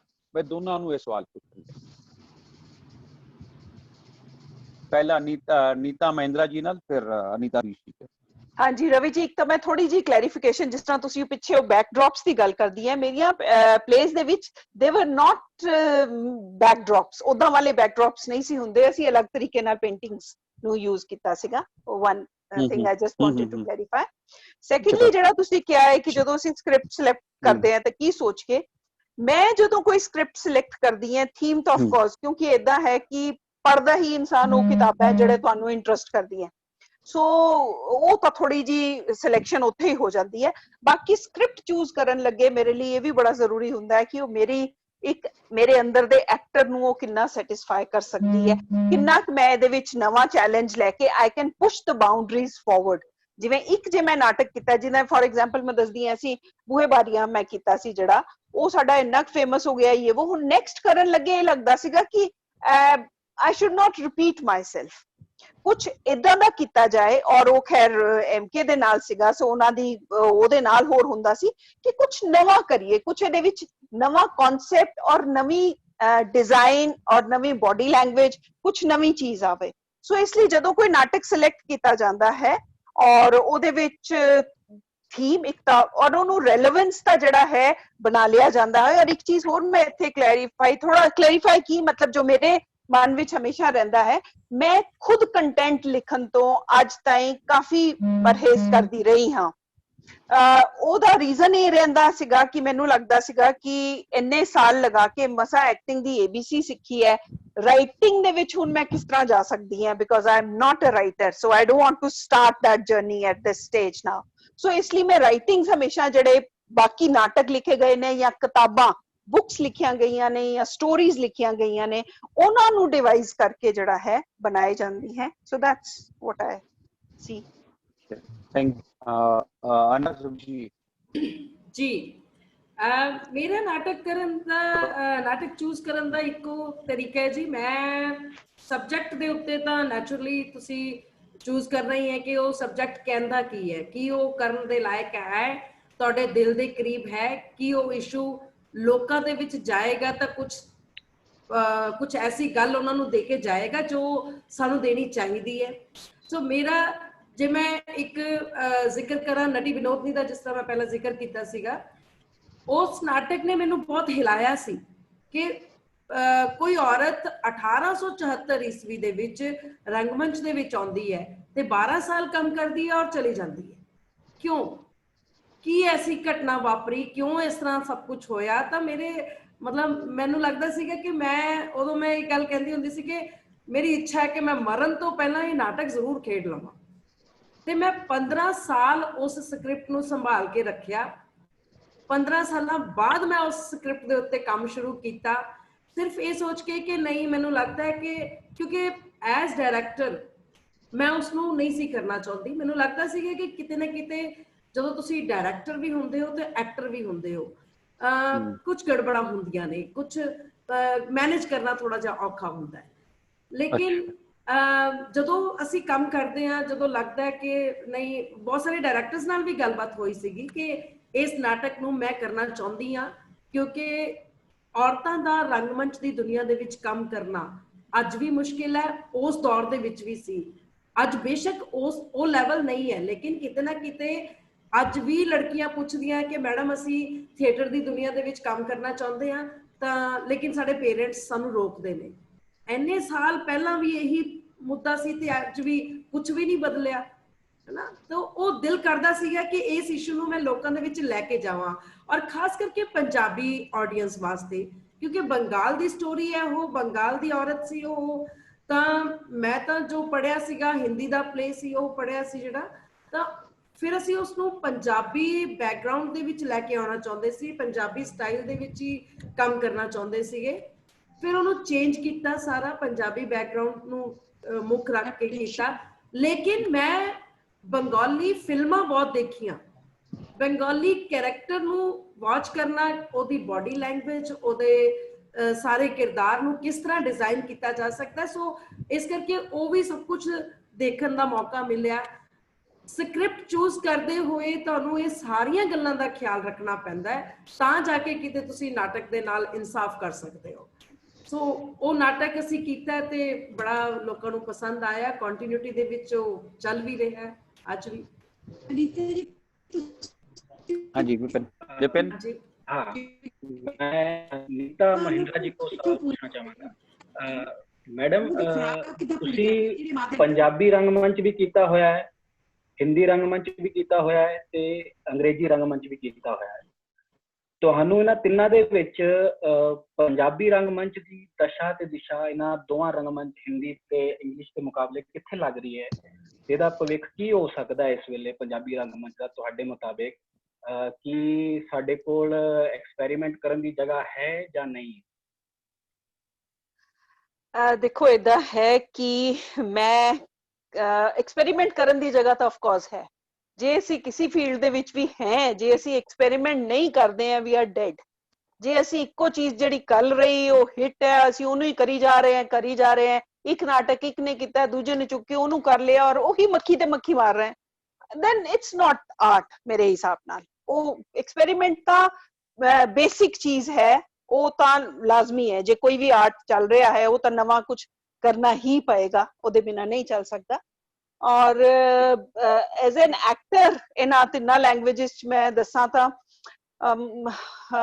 ਪਤਾ ਨਹੀਂ ਇਹਨੂੰ ਕ੍ਰਿਟਿਕਸ ਦਾ ਕਿਸ ਤਰ੍ਹਾਂ, ਮੈਂ ਹਾਲਾਂਕਿ ਡਾਇਰੈਕਟ ਵੀ ਬਹੁਤ ਸਾਰੇ ਨਾਟਕ ਕੀਤੇ ਨੇ, ਪਰ ਮੈਂ ਬੇਸਿਕਲੀ ਇੱਕ ਐਕਟਰ ਹੈਗੀ ਹੈ। ਔਰ ਡਾਇਰੈਕਟ ਵੀ ਮੈਂ ਜਿਹੜੇ ਕੀਤੇ ਸੀਗੇ ਉਹ ਇਸ ਲਈ ਕਿ ਉਹਨਾਂ ਦੇ ਵਿੱਚ ਕੁਝ ਕਿਰਦਾਰ ਸਨ ਜਿਹੜੇ ਮੈਂ ਕਰਨਾ ਹੀ ਚਾਹੁੰਦੀ ਸੀਗੀ, but I didn't have any good director who I thought would be able to do, so ਮੈਂ ਇਸ ਲਈ ਉਹ ਕਿਰਦਾਰ ਕੀਤੇ।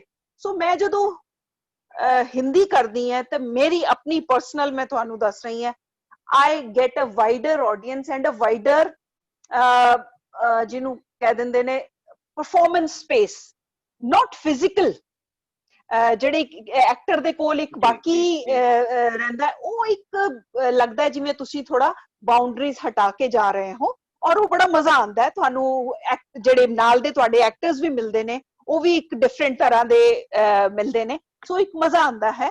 ਸੋ ਮੈਂ ਜਿਸ ਤਰ੍ਹਾਂ ਪੇਂਟਿੰਗ ਦੇ ਵਿੱਚ ਮੈਨੂੰ ਲੱਗਦਾ ਹੈ ਕਿ ਰਾਈਟ ਲੈਫਟ ਵਾਲਾ, ਇਸ ਤਰ੍ਹਾਂ ਲੈਂਗੁਏਜਸ, ਕਿਉਂਕਿ ਜਦੋਂ ਮੈਂ ਪੰਜਾਬ ਸੀਗੀ ਉਦੋਂ ਵੀ ਬੜੇ ਲੱਗਦੇ ਸੀ ਕਿ ਜਿਵੇਂ ਅਸੀਂ ਡੋਲਸ ਹਾਊਸ ਕੀਤਾ, ਪਹਿਲੇ ਅਸੀਂ ਉਰਦੂ ਚ ਕੀਤਾ ਸੀਗਾ, ਫਿਰ ਉਸ ਤੋਂ ਬਾਅਦ ਲਾਹੌਰ ਸਾਨੂੰ ਬੁਲਾਇਆ ਗਿਆ, ਫਿਰ ਅਸੀਂ ਉਹਨੂੰ ਪੰਜਾਬੀ ਚ ਕੀਤਾ।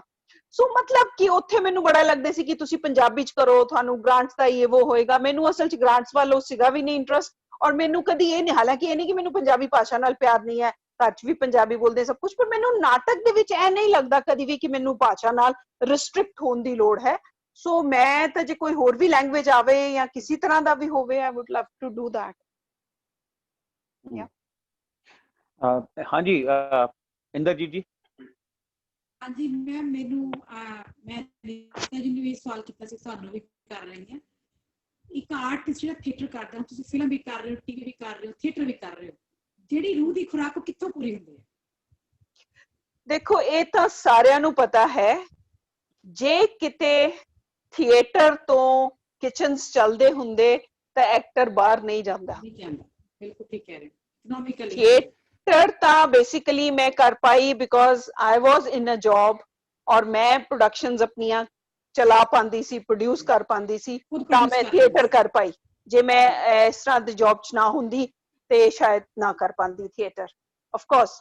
ਔਰ ਦੂਸਰੀ ਚੀਜ਼, ਜੋ ਪਹਿਲੇ ਜ਼ਮਾਨੇ ਜਦੋਂ ਮੈਂ ਥੀਏਟਰ ਸ਼ੁਰੂ ਕੀਤਾ ਸੀਗਾ ਤਾਂ ਉਸ ਜ਼ਮਾਨੇ 'ਚ ਬੜਾ ਹੁੰਦਾ ਸੀ ਕਿ ਥੀਏਟਰ ਵਾਲਿਆਂ ਨੂੰ ਅਰੇ ਅਰੇ ਟੀਵੀ 'ਚ ਨਹੀਂ ਜਾਣਾ, ਅਰੇ ਅਰੇ ਫਿਲਮ 'ਚ ਨਹੀਂ ਜਾਣਾ। I don't think that exists now, and ਮੈਨੂੰ ਐਜ਼ ਐਨ ਐਕਟਰ ਇਹ ਲੱਗਦਾ ਹੈ, ਔਰ ਜੋ ਮੈਂ ਸਿੱਖਿਆ ਸ਼ੁਰੂ ਦੇ ਵਿੱਚ ਜਦੋਂ ਮੈਂ ਪਹਿਲੀ ਵਾਰੀ ਟੀਵੀ ਦੇ ਵਿੱਚ ਗਈ ਸੀਗੀ ਤਾਂ ਮੈਨੂੰ ਐਕਚੁਅਲੀ ਬੜਾ ਅਜੀਬ ਲੱਗਾ ਸੀ, ਕਿਹੋ ਜਿਹਾ ਐਕਟਿੰਗ ਹੈ। ਉਹ ਕਹਿ ਰਹੇ ਹੈ ਕਿ ਬੈਠੋ ਤੇ ਇੱਧਰ ਦੇਖੋ, ਇਹ ਵਾਲੀ ਲਾਈਨ ਇੱਧਰ ਦੇਖ ਕੇ ਬੋਲਣੀ ਹੈ, ਟਾਈਟ ਕਲੋਜ਼ ਲੱਗਾ ਹੈ ਮੈਡਮ, ਸਿਰ ਨਹੀਂ ਹਿਲਾ ਸਕਦੇ। ਸੋ ਬੜੀਆਂ ਅਟਪਟੀਆਂ ਚੀਜ਼ਾਂ ਲੱਗਦੀਆਂ ਸੀ ਕਿ ਐਕਟਿੰਗ ਇਹਦੇ 'ਚ ਕਿੱਦਾਂ। ਬਟ ਹੌਲੀ ਹੌਲੀ ਕਰ ਕਰਕੇ ਉਹ ਲੈਂਗੁਏਜ ਆਫ ਦ ਫਿਲਮ ਜਿਹੜੀ ਹੈ, ਲੈਂਗੁਏਜ ਆਫ ਦ ਕੈਮਰਾ, ਉਹ ਵੀ ਟੀਵੀ ਲਈ ਅਲੱਗ ਹੈ, ਸ਼ਾਰਟ ਫਿਲਮ ਕਰੋ ਉਹਦੇ ਲਈ ਅਲੱਗ ਹੈ, ਫਿਲਮ ਮੇਜਰ ਕਰੋ ਉਹਦੇ ਲਈ ਅਲੱਗ ਹੈ।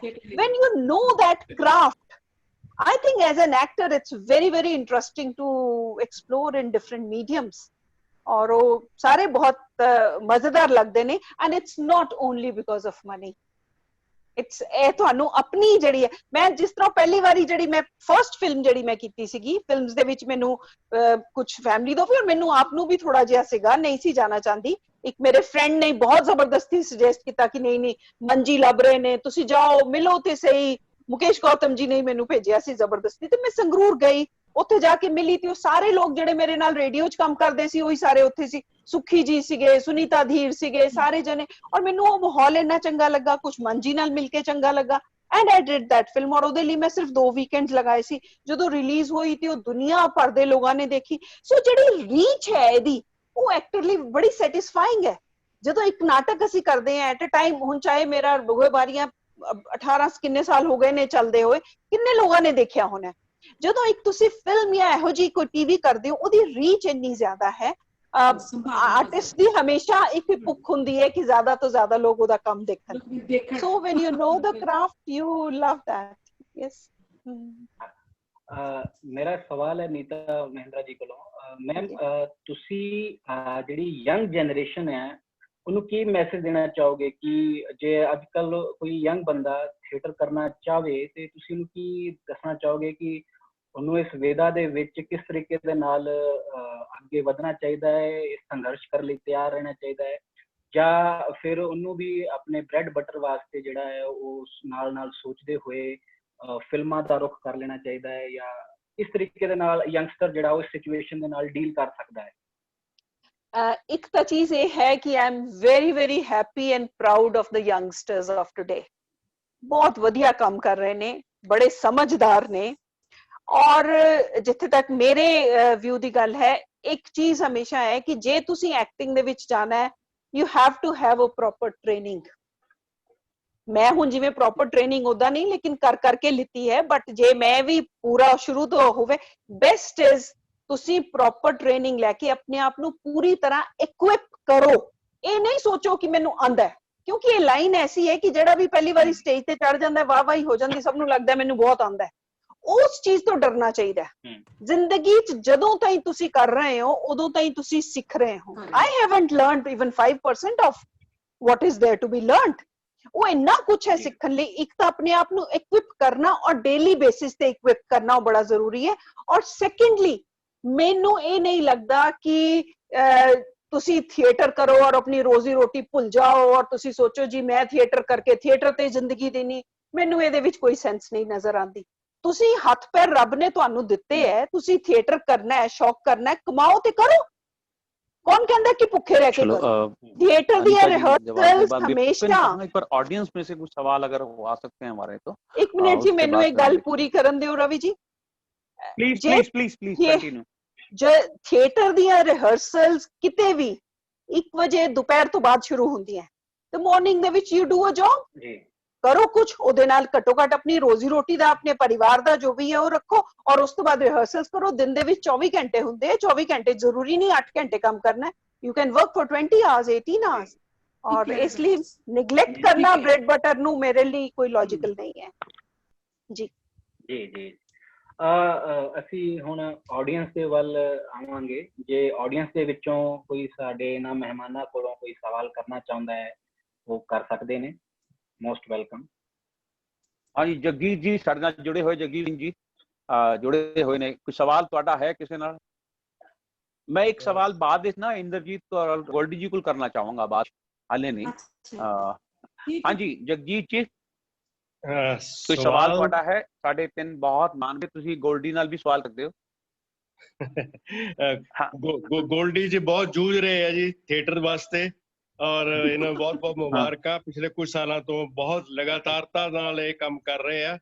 ਤੇ ਅਨੀਤਾ ਸ਼ਬਦੀਸ਼ ਨੂੰ ਜਿਹੜਾ ਇਹਨਾਂ ਨੇ ਨਟੀ ਵਿਨੋਦਨੀ ਦੀ ਗੱਲ ਕੀਤੀ ਹੈ, ਉਹ ਵਾਕਈ ਉਹ ਇੱਕ ਲੈਂਡਮਾਰਕ ਹੈ ਪੰਜਾਬੀ ਰੰਗਮੰਚ ਦੇ ਇਤਿਹਾਸ ਦੇ ਵਿੱਚ।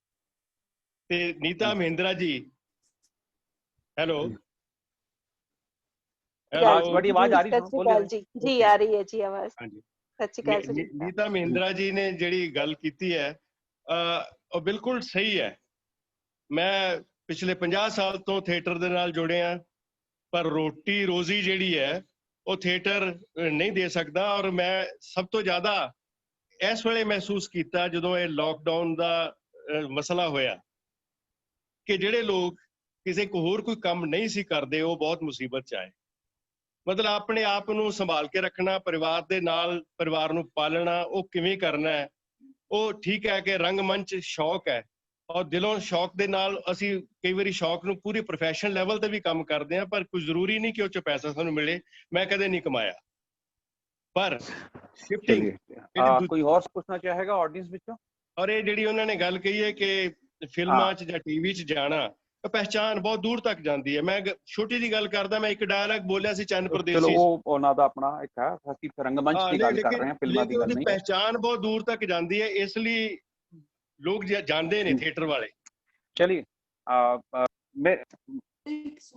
ਮੇਰਾ ਸਵਾਲ ਹੈ ਡਾਕਟਰ ਇੰਦਰਜੀਤ ਕੌਰ ਵੀ ਔਰ ਸ਼ਬਦੀਸ਼ ਨੂੰ ਵੀ, ਦੋਨਾਂ ਨੂੰ ਲੈਗਾ ਬਿਕੋਜ਼ ਥੀਏਟਰ ਫੈਮਿਲੀ ਹੋ, ਤੁਹਾਡੇ ਹਸਬੈਂਡ ਵੀ ਥੀਏਟਰ ਨਾਲ ਹੋਏ ਹੈ ਔਰ ਸ਼ਬਦੀਸ਼ ਜੀ ਵੀ ਥੀਏਟਰ ਨਾਲ ਜੁੜੇ।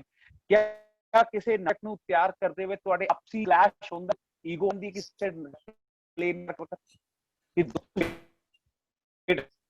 ਪਹਿਲਾ ਇੰਦਰਜੀਤ, ਕਿਆ ਈਗੋ ਕਲੈਸ਼ ਆਪਸ ਦੇ ਉਹ ਮੌਕਾ ਕਰਨਾ ਨੂੰ ਇਦਾਂ ਕਰਨਾ ਦਿਓ ਕਰਨਾ ਜਾਂ ਸਬਸ਼ੀ ਕੇ ਕਦੇ ਕਲੈਸ਼ ਕੋਈ ਆਪਸੀ ਪੜਿਆ? हेलो सर, ਤੁਹਾਡਾ ਮੈਨੂੰ ਜਿੰਨਾ ਸਵਾਲ ਸਮਝ ਆਇਆ ਮੈਂ ਉਹਦੇ ਜਵਾਬ ਲੈਣੀ ਹੈ। ਮੇਰੇ ਖਿਆਲ ਤੁਸੀਂ मैं एक बार रिपीट कर सवाल अपना। आवाज स्पष्ट नहीं आ रही सर, आवाज आ रही है। मैं रिपीट कर रहा हूँ अपना। अनीता जी, हाँ जी, डॉक्टर हाँ जी। इंद्रजीत जी दोनों थिएटर फैमिली है, हस्बैंड और पूरी फैमिली थिएटर कर रही है। मेरी आवाज पहुंच रही, क्लियर है मेरी आवाज? बिल्कुल आ रही है सर, बिल्कुल आ रही है हुण। हाँ, क्लियर। हाँ, मैं कह रहा अनीता सबरीश जी को कि साहब भी थिएटर नाल है और भी है आ, उन्होंने भी थिएटर की बहुत समझ है। और गोल्डी लखा लहरी जी बहुत चंगे एक्टर ने और थिएटर के बंदे। क्या प्ले तैयार करते वक्त क्योंकि फैमिली विचों ही तुसी कर रहे हो और कदे दखाजी हो जाती किसी सीन बार शब्दी शाब्दी हो या फिर लखा साहब होगी, क्या तुहाडे आपस विच कदे ईगो क्लैश होए? तुसी इस तरह का डिजाइन करना चाहते हो, इस तरह का डिजाइन करना चाहते ने? नहीं सर, मैं बोलांगी। हाँ जी जी जी तुसी। हाँ जी सर, ऐसा ਦੇ ਕਲੈਸ਼ ਨਹੀਂ ਹੋਏ। ਜਦੋਂ ਰਿਹਰਸਲ ਹੁੰਦੀ ਆ ਅਸੀਂ ਡਿਸਕਸ ਕਰਦੇ ਆ, ਅਸੀਂ ਘਰ ਆ ਕੇ ਜਦੋਂ ਲੱਗਦਾ ਹੁੰਦਾ ਵੀ ਨਹੀਂ ਇੱਥੇ ਆ ਚੀਜ਼ ਹਾਈਲਾਈਟ ਕਰਨੀ ਆ ਜਾਂ ਮੈਨੂੰ ਪਸੰਦ ਨਹੀਂ ਆ ਰਿਹਾ, ਕੋਈ ਐਸਾ ਕੋਈ ਇਦਾਂ ਦੀ ਲੜਾਈ ਹੁੰਦੀ, ਪਰ ਜ਼ਰੂਰ ਆਰਗੂਮੈਂਟ ਅਸੀਂ ਜ਼ਰੂਰ ਕਰਦੇ ਇੱਕ ਦੂਸਰੇ ਨੂੰ ਕਿ ਵੀ ਨਹੀਂ ਇਦਾਂ ਹੋਣੀ ਚਾਹੀਦੀ ਆ ਜਾਂ ਐਂ ਕਰਨਾ, ਇਹ ਮਿੰਟ ਇੱਥੇ ਆਏ ਹੋਣਾ ਚਾਹੀਦਾ। ਜ਼ਿਆਦਾ ਲੜਾਈ ਸਾਡੀ ਕਿੱਥੇ ਹੁੰਦੀ ਹੈ, ਟੂ ਬੀ ਵੈਰੀ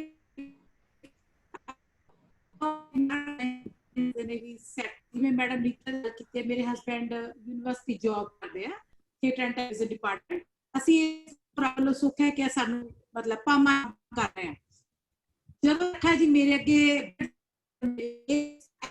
ਸੈਟ ਕਰਨਾ ਐਨ ਪੈਸਾ, ਤਾਂ ਮੈਨੂੰ ਜ਼ਰੂਰ ਘੱਟੋ ਘੱਟ ਕਰ ਸਕਦੇ ਨਾ ਕਰੋ, ਅਦਰਵਾਈਜ਼ ਤਾਂ ਨਹੀਂ ਹੁੰਦਾ।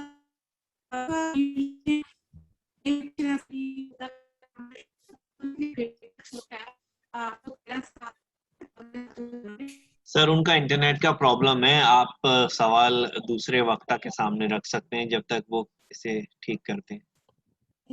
मेरी आवाज हम माइक आगे रख, ਤੁਹਾਡੀ ਮਾਈਕ ਦੀ ਆਵਾਜ਼ माइक आगे रखो बस। ਇੰਦਰਜੀਤ ਜੀ, ਮੈਂ ਸਬਦੀਸ਼ ਨੂੰ ਪਹਿਲੇ ਪੁੱਛ ਰਿਹਾ ਹਾਂ। ਆਵਾਜ਼ ਦੀ ਤੁਹਾਡੀ ਪ੍ਰੋਬਲਮ, ਮਾਈਕ ਨੂੰ ਢੱਕ ਲੈ, ਥੋੜੀ ਆਵਾਜ਼ ਨਹੀਂ ਦੇ ਰਹੀ। ਹਾਂ ठीक है हाँ कर ले हाँ। इवन मेरा वो भी फलाने ने या मजाक करती ऐसा कोई किते किते कोई इशू हुंदा सी सॉल्व कर लेना है बहुत छेती, कोई बहुत ही बड़ी गल नहीं हुंदी। अच्छा हाँ आओ जी अनीता जी। हाँ जी सर देखो जो दो दिमाग ने ਤਾਂ ਦੋ ਅਲੱਗ-ਅਲੱਗ ਤਰੀਕੇ ਨਾਲ ਚੱਲਣਗੇ ਤਾਂ ਗੱਲਬਾਤ ਤਾਂ ਹੋਏਗੀ ਔਰ ਡਿਸਕਸ਼ਨ ਤਾਂ ਹੋਏਗੀ ਔਰ ਹੁੰਦੀ ਵੀ ਹੈ।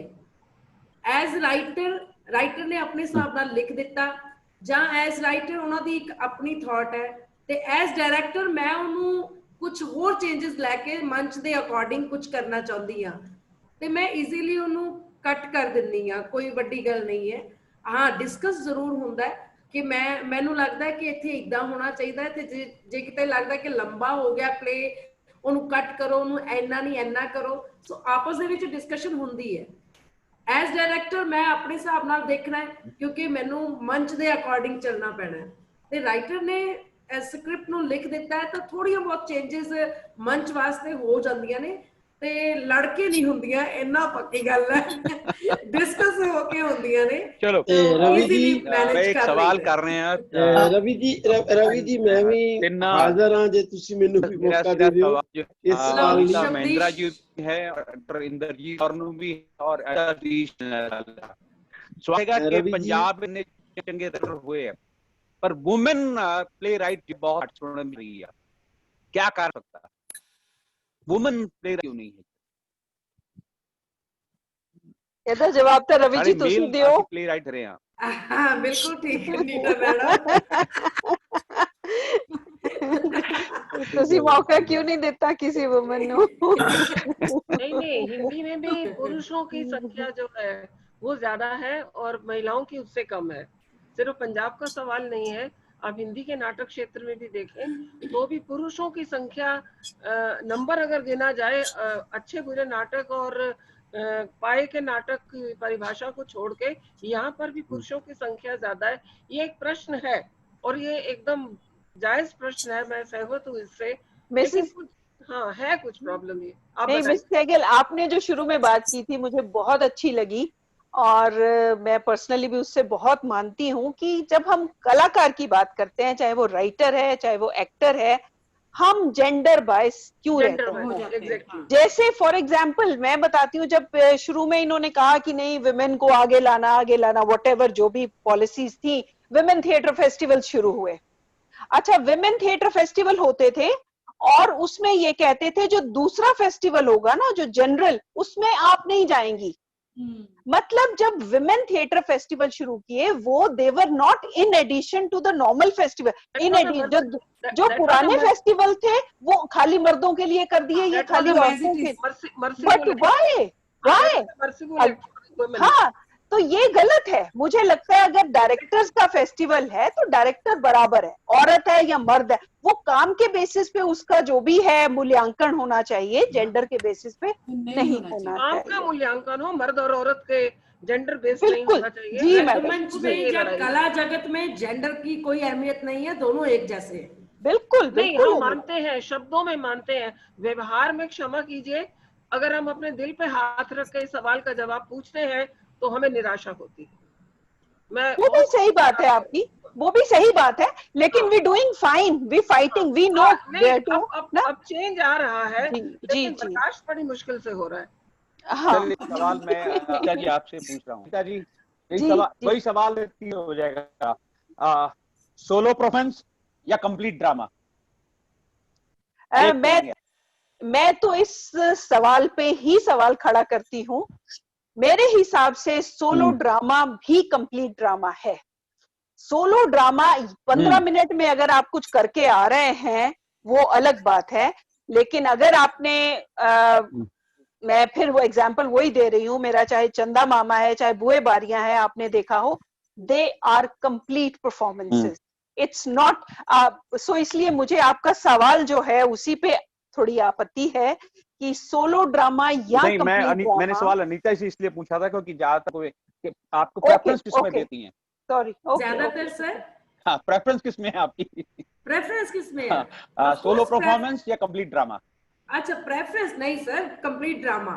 सोलो परफॉर्मेंस करना अच्छा लगता है, लेकिन इसलिए करना अच्छा लगता है कि उसमें एक सीन हो, मतलब सिर्फ सोलो ऐसे नहीं कि डायलॉग 4 लाइनें बोल दी और चले गए मंच से। सोलो में भी कुछ सीन वर्क होना चाहिए, तभी होता है। ਤੁਹਾਡਾ ਮਨ ਮਿੱਟੀ ਦਾ ਬੋਲਿਆ ਬਹੁਤ इंद्रजीत जी, हाँ ਹਾਂਜੀ जी मैं दीदी ना hello, may I ask sir? हाँ जी, कौन? हाँ जी, अच्छा, तीन सवाल पूछ रहे हैं। डायरेक्टर सर, बीच में कुछ दर्शक है। मेरा एक सवाल, अनीता जी, अनीता सतजीत जी, ਤੁਸੀਂ ਐਜ਼ ਐਨ ਐਕਟਰਸ ਕੰਮ ਕਰ ਰਹੇ ਸੀ, बोलो ਐਕਟਰ ਤੋਂ ਡਾਇਰੈਕਟਰ ਵੱਲ ਕਿਵੇਂ ਸ਼ਿਫਟ ਹੋ? ਬਹੁਤ ਵਧੀਆ ਸਵਾਲ ਹੈ, ਔਰ ਇਸ ਸਵਾਲ ਦੇ ਨਾਲ ਜੁੜੇ ਹੋਏ ਨੇ ਲੱਖਾ ਲਹਿਰੀ ਪਾਜੀ। ਬਿਲਕੁਲ ਜੁੜੇ ਹੋਏ ਨੇ ਜੀ।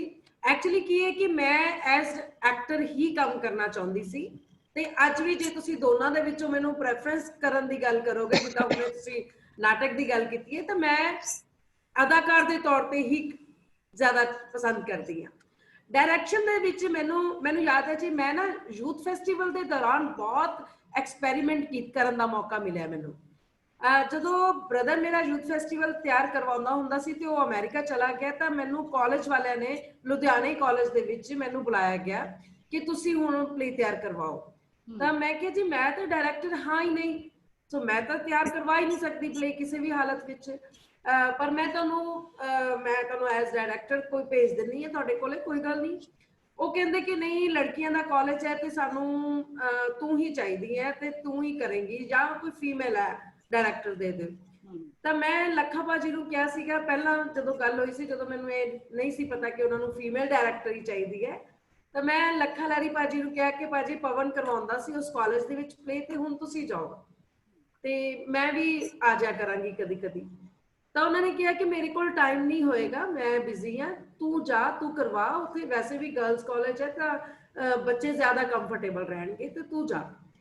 ਮੈਂ ਕਿਹਾ ਜੀ ਮੇਰੇ ਤੋਂ ਤਾਂ ਡਾਇਰੈਕਸ਼ਨ ਦੇ ਮੈਂ ਕਦੀ ਨੇੜੇ ਵੀ ਨਹੀਂ ਗਈ, ਮੈਂ ਕਦੀ ਸੋਚਿਆ ਵੀ ਨਹੀਂ ਵੀ ਮੈਂ ਡਾਇਰੈਕਟ ਕਰਾਂਗੀ। ਤਾਂ ਉਹਨਾਂ ਨੇ ਕਿਹਾ ਕਿ ਨਹੀਂ, ਮੈਂ ਤੇਰੀ ਪੂਰੀ ਹੈਲਪ ਕਰੂੰਗਾ, ਤੂੰ ਜਾ। ਤੇ ਉਹਨਾਂ ਨੇ ਸੈੱਟ ਵਗੈਰਾ ਸਾਰਾ ਡਿਜ਼ਾਈਨ ਕੀਤਾ, ਔਰ ਮੈਂ ਇਸ ਹਿੰਮਤ ਦੇ ਨਾਲ ਉੱਥੇ ਗਈ ਔਰ ਪਲੇ ਤਿਆਰ ਕੀਤਾ। ਬਲਰਾਮ ਭਾਜੀ ਦਾ ਪਲੇ ਸੀਗਾ, ਜਿਸ ਪਿੰਡ ਦਾ ਕੋਈ ਨਾਮ ਨਹੀਂ, ਤੇ ਉਹ ਨਾਟਕ ਤੋਂ ਮੇਰਾ ਸੱਚਮੁੱਚ ਡਾਇਰੈਕਸ਼ਨ ਦਾ ਸਫ਼ਰ ਸ਼ੁਰੂ ਹੋਇਆ ਤੇ ਉਸ ਤੋਂ ਬਾਅਦ ਮੈਨੂੰ ਹਿੰਮਤ ਆਉਣੀ ਸ਼ੁਰੂ ਹੋਈ। ਤੇ ਰਵੀ ਜੀ ਮੈਂ ਤੁਹਾਨੂੰ ਦੱਸ ਦਿਆਂ ਕਿ ਅੱਜ ਤੱਕ ਵੀ ਲਗਾਤਾਰ ਕਈ ਸਾਲ ਹੋ ਗਏ ਨੇ, ਅੱਜ ਵੀ ਲੱਖਾ ਲਹਿਰੀ ਜੀ ਮੇਰੇ ਨਾਟਕਾਂ ਦੇ ਸੈੱਟ ਡਿਜ਼ਾਈਨ ਕਰਦੇ ਨੇ। ਮੇਰੀ ਪੂਰੀ ਡਿਸਕਸ਼ਨ ਲੱਖਾ ਭਾਜੀ ਦੇ ਨਾਲ ਹਮੇਸ਼ਾ ਹੁੰਦੀ ਹੈ। ਮੈਂ ਕੋਈ ਨਾਟਕ ਚੂਜ਼ ਕਰਨਾ ਹੋਵੇ ਤਾਂ ਮੈਂ ਕਹਿੰਦੀ ਹਾਂ ਭਾਜੀ ਮੇਰਾ ਇਸ ਸਬਜੈਕਟ ਤੇ ਕੰਮ ਕਰਨ ਨੂੰ ਦਿਲ ਕਰ ਰਿਹਾ, ਚਲੋ ਆਪਾਂ ਹੁਣ ਇਹਨੂੰ ਡਿਸਕਸ ਕਰਦੇ ਹਾਂ। ਸੋ ਮੈਨੂੰ ਪੂਰੀ ਸਪੋਰਟ ਜਦੋਂ ਮੈਂ ਸ਼ੁਰੂਆਤ ਕੀਤੀ ਹੈ ਉਦੋਂ ਤੋਂ ਲੈ ਕੇ ਅੱਜ ਤੱਕ ਹਮੇਸ਼ਾ ਮਿਲਦੀ ਰਹੀ ਹੈ। ਤਾਂ ਮੈਂ ਡਾਇਰੈਕਸ਼ਨ ਵੱਲ ਨੂੰ ਚੱਲੀ ਹਾਂ।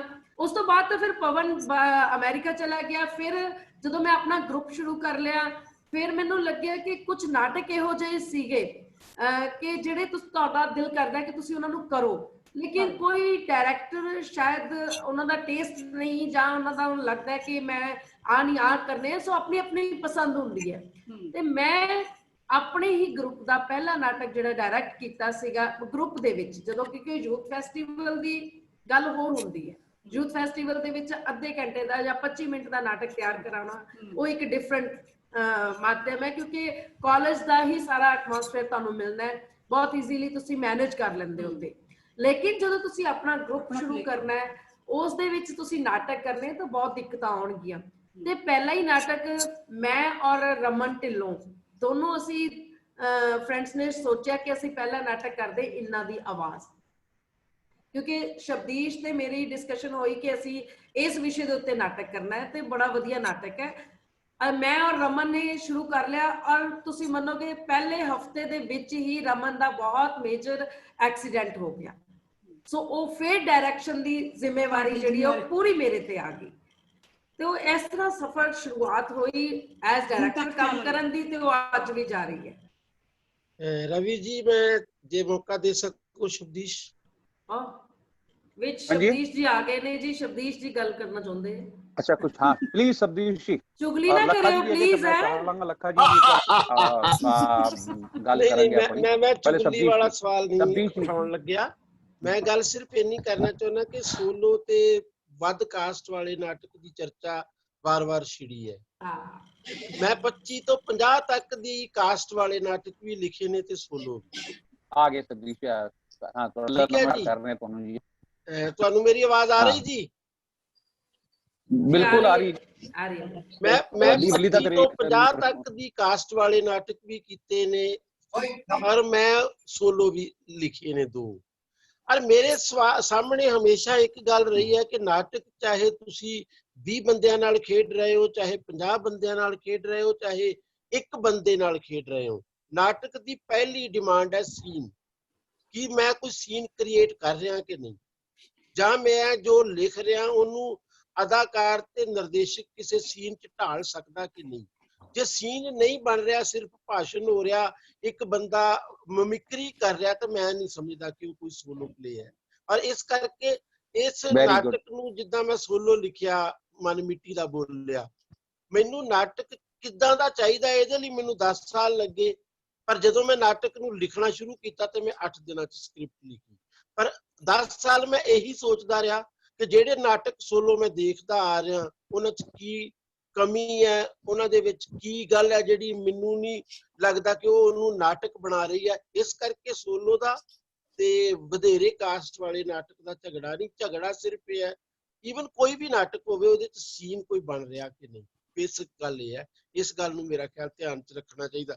ਬਾਕੀ ਤੁਸੀਂ ਵੱਧ ਕਾਸਟ ਵਾਲੇ ਨਾਟਕਾਂ ਦੇ ਸਵਾਲ ਤੇ ਜਦੋਂ ਹੁਣ ਗੱਲ ਚੱਲੀ ਤਾਂ ਮੈਨੂੰ ਯਾਦ ਹੈ ਕਿ ਅਨੀਤਾ ਮੇਰੇ ਨਾਲ ਹਮੇਸ਼ਾ ਇਸ ਗੱਲ ਤੇ ਝਗੜਾ ਰਹਿੰਦਾ ਉਹਦਾ, ਈਵਨ ਗੋਲਡੀ ਵੀ ਵਿੱਚ ਸ਼ਾਮਲ ਹੋ ਜਾਂਦੀ ਕਿ ਤੁਸੀਂ ਜ਼ਿਆਦਾ ਕਾਸਟ ਵਾਲੇ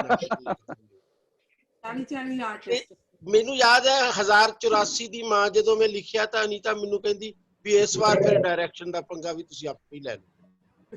ਤੇ ਮੇਰੀ ਜ਼ਿੰਦਗੀ ਦਾ ਉਹ ਪਹਿਲਾ ਹੀ ਨਾਟਕ ਹੈ ਜਿਹੜਾ ਮੈਂ ਹੁਣ ਤੱਕ ਦਾ ਆਖਰੀ ਵੀ ਸਮਝੋ, ਕਿਉਂਕਿ ਮੇਰਾ ਵੀ ਮੈਂ ਸਿਰਫ ਲਿਖ ਕੇ ਹੀ ਤਸੱਲੀ ਮਹਿਸੂਸ ਕਰਦਾ। ਮੈਨੂੰ ਕਦੇ ਐਕਟਰ ਦੇ ਤੌਰ ਦੇ ਉੱਤੇ ਸਟੇਜ ਤੇ ਮਜਬੂਰੀ ਵਸ ਜਾਣਾ ਪੈ ਜਾਵੇ ਉਹ ਇੱਕ ਗੱਲ ਅਲੱਗ ਹੈ। ਅਦਰਵਾਈਜ਼ ਮੈਨੂੰ ਕਦੇ ਨਾ ਐਕਟਰ ਬਣਨ ਦਾ ਸ਼ੌਕ ਹੈ ਔਰ ਨਾ ਮੈਨੂੰ ਡਾਇਰੈਕਟਰ ਬਣਨ ਦਾ ਸ਼ੌਕ ਹੈ। ਇਸ ਕਰਕੇ ਫਿਰ ਝਗੜਾ ਵੀ ਘੱਟ ਹੀ ਹੁੰਦਾ। ਚਲੋ ਥੈਂਕ ਯੂ ਜੀ। ਇੱਕ ਆਡੀਅੰਸ ਵਿੱਚ ਪੁੱਛਣਾ ਚਾਹੁੰਦਾ ਸੀਗਾ ਕੋਈ? ਸ਼ਬਦਾਸ਼ੀਸ਼ ਨਾਲ ਗੱਲ ਕਰ ਸਕਨੇ ਆ? ਹਾਂ ਪਲੀਜ਼ ਸਰ, ਕਮਾਲ ਦੀ ਹਾਂ, ਤੁਹਾਡੀ ਪਹਿਲੀ ਗੱਲ ਤਾਂ ਹੈ ਕਿ ਸਰਪ੍ਰਸਤ ਮੈਨੂੰ ਹੈਗੀ ਇਹਨਾਂ ਦਾ ਜਿਹੜਾ ਸਰਨੇਮ ਹੈ ਮੈਨੂੰ ਉਹਨੇ ਬੜਾ ਇੰਪ੍ਰੈਸ ਕੀਤਾ ਹੈ। ਸ਼ਬਦਾਸ਼ੀਸ਼ ਮਤਲਬ ਸ਼ਬਦਾਂ ਦੀ ਆਸ਼ੀਸ਼ ਹੈ ਇਹਨਾਂ ਦੇ ਉੱਤੇ। ਔਰ ਇਹ ਲੇਖਕ ਹੈਗੇ ਨੇ, ਲਿਖਾਰੀ ਹੈਗੇ ਨੇ, ਔਰ ਸ਼ਬਦਾਂ ਦੀ ਆਸ਼ੀਰਵਾਦ ਜਿਹਦੇ ਤੇ ਹੋਵੇ ਉਹਨੂੰ ਅਭਿਨੈ ਕਰਨ ਦੀ ਕੀ ਲੋੜ ਹੈ। ਉਹਨੇ ਲਿਖ ਦਿੱਤਾ, ਅਭਿਨੈ ਕਰਨ ਵਾਲੇ ਬਤੇਰੇ ਨੇ। ਉਸ ਲੇਖਨ ਦੇ ਵਿੱਚ ਨਾਟਕ ਹੋਵੇ, ਭਾਵੇਂ ਉਹ ਸੋਲੋ ਹੋਵੇ, ਭਾਵੇਂ ਉਹ 50 ਐਕਟਰਸ ਦੇ ਨਾਲ ਹੋਵੇ, ਨਾਟਕ ਹੋਣਾ ਚਾਹੀਦਾ। ਉਹ ਨਾਟਕ ਜਦ ਤੱਕ ਨਹੀਂ ਹੋਏਗਾ ਤੇ ਆਡੀਅנס ਆ ਕੇ ਉਹ ਵਾਸੀਆਂ ਮਾਰ ਕੇ ਬਾਹਰ ਚਲਾ ਜਾਏਗਾ। ਇਸ ਕਰਕੇ ਬਹੁਤ ਅੱਛੀ ਗੱਲ ਕੀਤੀ ਹੈ ਤੁਸੀਂ ਸ਼ਬਦਾਸ਼ੀਸ਼ ਜੀ। ਔਰ ਵਾਕਈ ਹੀ ਜਿਹੜਾ ਰਾਈਟਰ ਹੁੰਦਾ ਹੈ ਉਹ ਸਾਰੇ ਪਾਸੇ ਸੋਚ ਕੇ ਲਿਖਦਾ ਹੈਗਾ, ਲੇਕਿਨ ਨਿਰਦੇਸ਼ਕ ਜਿਹੜਾ ਹੈਗਾ ਉਹਨੂੰ ਉਹਦੀਆਂ ਆਪਣੀਆਂ ਸੀਮਾ ਨੇ। ਉਹਨੇ ਆਪਣੇ ਸਟੇਜ ਦੇਖਣੀ ਹੈ, ਉਹਨੇ ਲਾਈਟ ਦੇਖਣੀ ਹੈ, ਉਹਨੇ ਪਾਤਰ ਦੇਖਣੇ ਨੇ, ਪਾਤਰਾਂ ਦੀ ਇੱਕ ਸੀਮਾ ਹੈਗੀ ਹੈ, ਉਹ ਕਿੱਥੋਂ ਤੱਕ ਜਾ ਸਕਦਾ ਹੈ, ਉਹਨੇ ਉਹ ਦੇਖਣਾ ਹੈਗਾ। ਉਹ ਇਸ ਕਰਕੇ ਲਿਖੇ ਹੋਏ ਵਿੱਚ ਥੋੜਾ ਜਿਹਾ ਚੇਂਜ ਜ਼ਰੂਰ ਕਰਦਾ ਹੈ। ਮੈਨੂੰ ਲੱਗਦਾ ਅੱਜ ਦਾ ਜਿਹੜਾ ਵਿਸ਼ਾ ਹੈਗਾ ਇਹ ਹੀ ਡਾਇਰੈਕਟਰ ਦਾ ਸੰਘਰਸ਼ ਹੈਗਾ, ਉਹ ਕਿੱਥੇ ਕੀ ਕਰੇ। ਫਿਰ ਉਹ ਜਿਹੜੀ ਉਹਦੀ ਮੂਲ ਚੀਜ਼ ਹੈਗੀ ਉਹ ਸਾਹਮਣੇ ਲੈ ਕੇ ਆ ਰਿਹਾ ਕਿ ਨਹੀਂ ਆ ਰਿਹਾ। ਨਾਰੀ ਔਰਤ ਤੇ ਹੈਗਾ। ਹਿੰਦੀ ਦੇ ਜਿਹੜੇ ਨਾਟਕ ਹੋਏ ਨੇ, ਧਰੂ ਸਵਾਮਿਨੀ ਹੈ, ਤੇ ਕਿਆ ਉਹ ਧਰੂ ਸਵਾਮਿਨੀ ਲੱਗ ਰਹੀ ਹੈ? ਅਗਰ ਉਹ ਛਲਨਾ ਹੈ ਤੇ ਉਹ ਛਲਨਾ ਅਜਾਤ ਸ਼ਤਰੂ ਦੀ ਲੱਗ ਰਹੀ ਹੈ। ਅਗਰ ਉਹ ਭੀਸ਼ਮ ਸਾਨੀ ਦੀ ਮਾਧਵੀ ਹੈ ਤੇ ਉਹ ਕਰ ਪਾ ਰਹੀ ਹੈ ਕਿ ਨਹੀਂ ਕਰ ਪਾ ਰਹੀ? ਨਾਟਕ ਹੈ ਕਿ ਨਹੀਂ? ਜਾਂ ਤੁਸੀਂ ਕਥਾ ਹੀ ਸੁਣਾਉਣੀ ਸ਼ੁਰੂ ਕਰਤੀ ਹੈ ਪਾਤਰਾਂ ਨੂੰ ਕੱਪੜੇ ਪਹਿਨਾ ਕੇ। ਅਸੀਂ ਇਹੋ ਜਿਹੇ ਵੀ ਨਾਟਕ ਵੇਖੇ ਨੇ, ਸ਼੍ਰੀ ਰਾਮ ਸੈਂਟਰ ਵਿੱਚ ਵੀ ਦੇਖੇ ਨੇ, ਔਰ ਕਈ ਹੋਰ ਥਾਂ ਵੀ ਕੀਤੀ ਹੋਵੇਗੀ ਕੋਸ਼ਿਸ਼ ਬਤੇਰੀ। ਲੇਕਿਨ ਨਾਟਕ ਜਦ ਤੱਕ ਨਹੀਂ ਹੋਏਗਾ ਤਦ ਤੱਕ ਉਹ ਸੋਲੋ ਵੀ ਨਹੀਂ ਨਾਟਕ ਹੋਏਗਾ ਔਰ ਪੰਜਾਬ ਪਾਤਰਾਂ ਦਾ ਨਾਟਕ ਵੀ ਨਹੀਂ ਹੋਏਗਾ। ਠੀਕ ਹੈ। ਮੇਰਾ ਸਵਾਲ ਇੱਕ ਵਾਰ ਫਿਰ ਨੀਤਾ ਮਹਿੰਦਰਾ ਜੀ ਨੂੰ, ਨੀਤਾ ਨੂੰ ਔਰ ਇੰਦਰਜੀਤ ਗੋਲਡੀ ਤਿੰਨਾਂ ਨੂੰ ਹੈ। ਕਹਾਣੀ ਰੰਗਮੰਚ ਚੱਲ ਰਿਹਾ ਅੱਜ ਕੱਲ, ਕਹਾਣੀ ਰੰਗ, ਕਿਆ ਸਾਡੇ ਕੋਲ ਨਾਟਕ ਨਹੀਂ ਹੈਗੇ ਜਾਂ ਨਾਟਕ ਅਸੀਂ ਪੜ੍ਹ ਨਹੀਂ ਪਾ ਰਹੇ, ਜਾਂ ਉਹ ਨਾਟਕ ਉਸ ਸਟੈਂਡਰਡ ਦੇ ਨਹੀਂ ਕਿ ਆਪਾਂ ਨੂੰ ਸਟੇਜ ਤੇ ਲੈ ਕੇ ਆਈਏ ਜੇ ਆਪਾਂ ਕਹਾਣੀ ਰੰਗਮੰਚ ਵੱਲ ਰਹੇ ਹਾਂ। ਮੈਨੂੰ ਨਹੀਂ ਪਤਾ ਤੁਸੀਂ ਕਿੰਨਾ ਕਹਾਣੀ ਰੰਗ ਕੀਤਾ ਜਾਂ ਤੁਸੀਂ ਨੂੰ ਪ੍ਰੈਫਰ ਕਰਦੇ ਹੋ। ਨਾਟਕ ਹਰ ਨਾਟਕ ਵਿੱਚ ਇੱਕ ਕਹਾਣੀ ਵੀ ਆ, ਲੇਕਿਨ ਕਈ ਵਾਰ ਕਹਾਣੀ ਰੰਗ ਵੇਖਿਆ ਜਾਂਦਾ ਹੈ ਉਹ ਕਹਾਣੀ ਸੁਣਾ ਆਉਂਦਾ ਹੈ ਬਸ਼ਰਤੇ ਕਿ ਦਿਖਾਣ।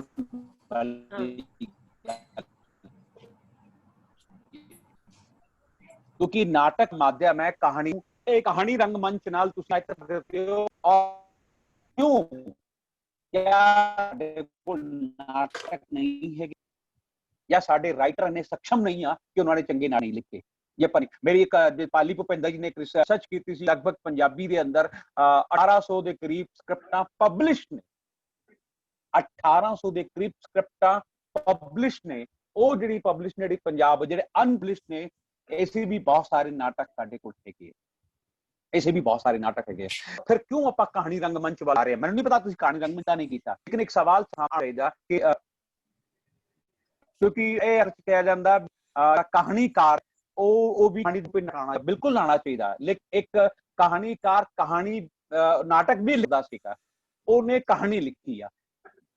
ਔਰ ਅਸੀਂ ਕਿਉਂ ਨਾਟਕਾਂ ਵੱਲ ਨੂੰ ਨਾ ਮੂੰਹ ਵੇਖ ਰਹੇ ਜਿੰਨਾ ਕਹਾਣੀਆਂ ਵੱਲ ਵੇਖ ਰਹੇ? ਇਹ ਨਵਾਂ ਦੌਰ ਜਿਹੜਾ ਚੱਲ ਰਿਹਾ, ਇਹ ਕਿੰਨਾ ਸਕਸੈਸ ਹੋਏਗਾ ਔਰ ਕਿ ਕਾਮਯਾਬ ਹੈ ਔਰ ਕਿਆ ਸਹੀ ਹੈ?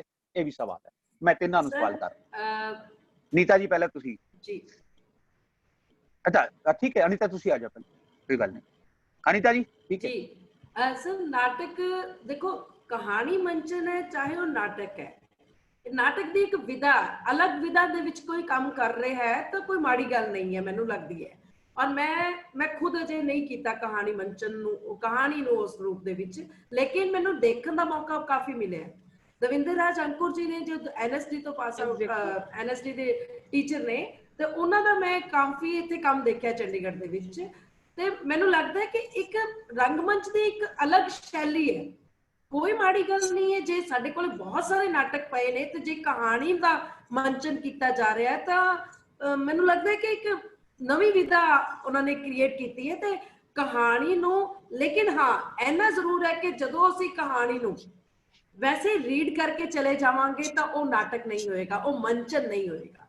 ਜੇ ਕਹਾਣੀ ਨੂੰ ਅਸੀਂ ਇੰਟਰਸਟਿੰਗ ਤਰੀਕੇ ਦੇ ਨਾਲ ਥੀਏਟ੍ਰਿਕਲ ਤਰੀਕੇ ਦੇ ਨਾਲ ਲੋਕਾਂ ਤੱਕ ਪਹੁੰਚਾਵਾਂਗੇ ਤਾਂ ਇੱਕ ਚੰਗੀ ਗੱਲ ਹੈ। ਲੋਕਾਂ ਤੱਕ ਇੱਕ ਅਲੱਗ ਸ਼ੈਲੀ ਸਾਹਮਣੇ ਉਹਨਾਂ ਦੇ ਆਉਂਦੀ ਹੈ ਤੇ ਇੱਕ ਐਕਸਪੈਰੀਮੈਂਟ ਰੰਗਮੰਚ ਦੇ ਵਿੱਚ ਹੁੰਦੇ ਆਏ ਨੇ ਤੇ ਹੁੰਦੇ ਰਹਿਣੇ ਚਾਹੀਦੇ ਨੇ।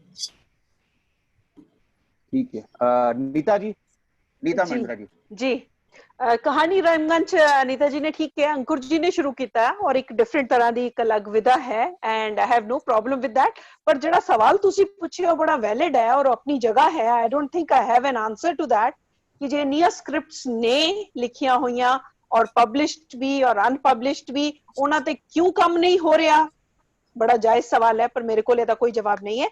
बट एज एन एक्टर जे तुसी मैनू पूछो तां सिर्फ कहानी नहीं ਈਵਨ ਨਾਟਕਾਂ ਨੂੰ ਵੀ ਕਈ ਵਾਰੀ ਅਸੀਂ ਜਦੋਂ ਇੱਕ ਡਾਇਰੈਕਟਰ ਦੇ ਤੌਰ ਤੇ ਤੁਸੀਂ ਉਹਨੂੰ ਦੇਖਦੇ ਹੋ ਕਰਨ ਲੱਗੇ, you want to give your ideas. ਔਰ ਮੈਨੂੰ ਤਾਂ ਲੱਗਦਾ ਹੁਣ ਅੱਗੇ ਜਿਹੜਾ ਮੈਂ ਕਰ ਰਹੀ ਹਾਂ ਕਿ ਸ਼ਾਇਦ ਉਹਦੇ ਵਿੱਚ ਵਰਡਸ ਵੀ ਘੱਟ ਹੋਣ, ਐਕਸ਼ਨ ਔਰ ਸਾਊਂਡਸ ਦੇ ਨਾਲ ਹੀ ਪੂਰੀ ਪਰਫਾਰਮੈਂਸ ਹੋਵੇ।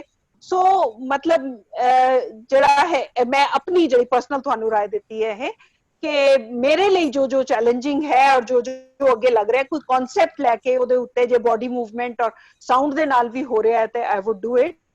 But yes this is a very valid question ਕਿ ਕਿਉਂ ਨਹੀਂ ਹੋ ਰਹੇ ਨੇ ਜਿਹੜੇ ਲਿਖੇ ਹੋਏ ਨੇ ਕਿ ਉਹਨਾਂ ਦੇ ਵਿੱਚ, ਕਿਉਂਕਿ ਇਹ ਵੀ ਵਿੱਚ ਬੜਾ ਡਿਸਕਸ਼ਨਸ ਚੱਲੀਆਂ ਨੇ ਕਿ ਜਿਹੜੇ ਨਾਟਕ ਲਿਖੇ ਜਾ ਰਹੇ ਨੇ, ਪਹਿਲੇ ਜਿਹੜੇ ਨਾਟਕ ਲਿਖੇ ਜਾਂਦੇ ਸੀ ਉਹ ਕਰਨ ਵਾਲੇ ਬੰਦੇ ਨਾਟਕ ਲਿਖਦੇ ਸੀ।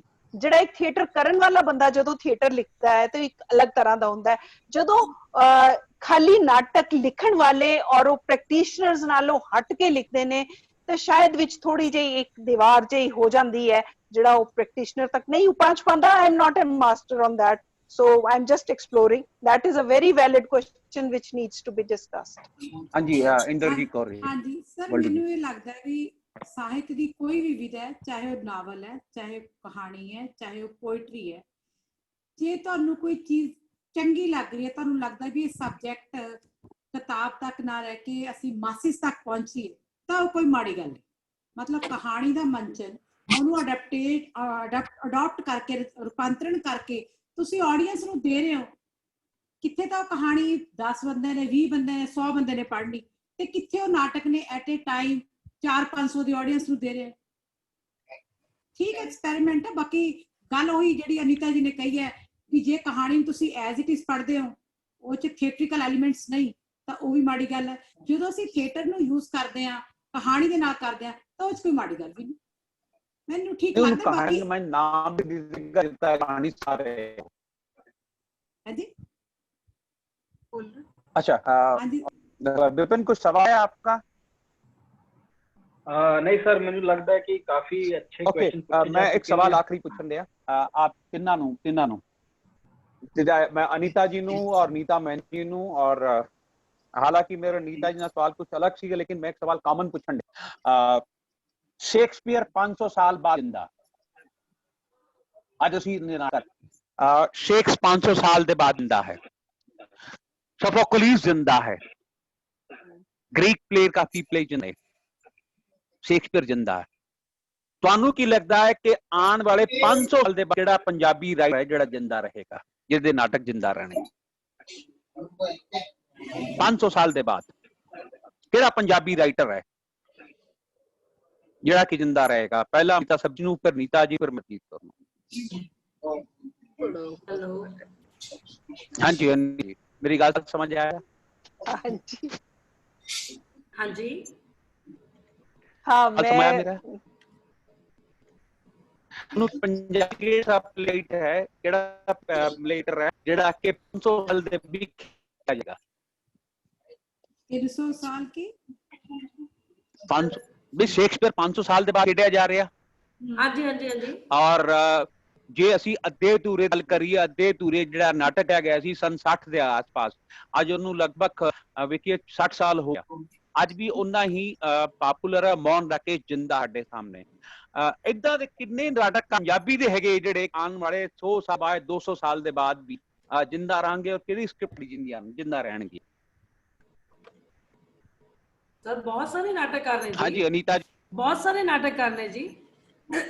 ਮੈਨੂੰ ਦੇਖੋ ਸ਼ੇਕਸਪੀਅਰ मैं सिर्फ एक राइटर की गल नहीं करती, मैं बहुत सारे राइटर्स की गल कर रही हूँ जिहड़े रंगमंच की दुनिया दे विच काम कर रहे हैं। मैं गुरशन भाजी की गल करदी हां, बलवंत गार्गी जी की गल करदी हां, पाली भुपिंदर की गल करदी हां। सारे दे नाटक जिहड़े हैगे ने वो लंबे समय तक जिंदा रहने वाले नाटक ने। चिर सुधीर जिन्हों ਅਸੀਂ ਕਹਿ ਸਕਦੇ ਹਾਂ ਅਜਮੇਰ ਔਲਖ ਜਿਨ੍ਹਾਂ ਨੇ बिल्कुल औलख साहब ਜਿਨ੍ਹਾਂ ਨੇ ਲੋਕਾਂ ਕੋਲ ਜਾ ਕੇ ਕੰਮ ਕੀਤਾ, ਜਿਨ੍ਹਾਂ ਨੇ ਲੋਕਾਂ ਲਈ ਕੀਤਾ, ਉਹਨਾਂ ਦੇ ਜਿਨੇ ਰਹਿਣੇ ਚਾਹੀਦੇ ਨੇ ਉਹ ਰਹਿਣਗੇ।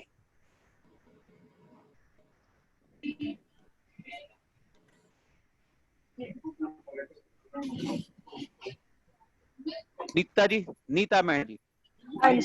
आवाज शेक्सपीयर ਤਾਂ ਵਾਕਈ ਬਹੁਤ ਜ਼ਿਆਦਾ ਸਾਡੇ ਸਿਰਫ ਨਾਟਕਾਂ 'ਚ ਹੀ ਨਹੀਂ, ਇਵਨ ਫਿਲਮਾਂ 'ਚ ਵੀ ਜੇ ਦੇਖੀਏ ਤਾਂ ਮੇਰਾ ਖਿਆਲ ਹੈ ਹਰ ਦੇ ਵਿੱਚ ਕੋਈ ਨਾ ਕੋਈ ਕਨਸੈਪਟ ਲੈ ਕੇ ਕੀਤਾ ਜਾਂਦਾ ਹੈ।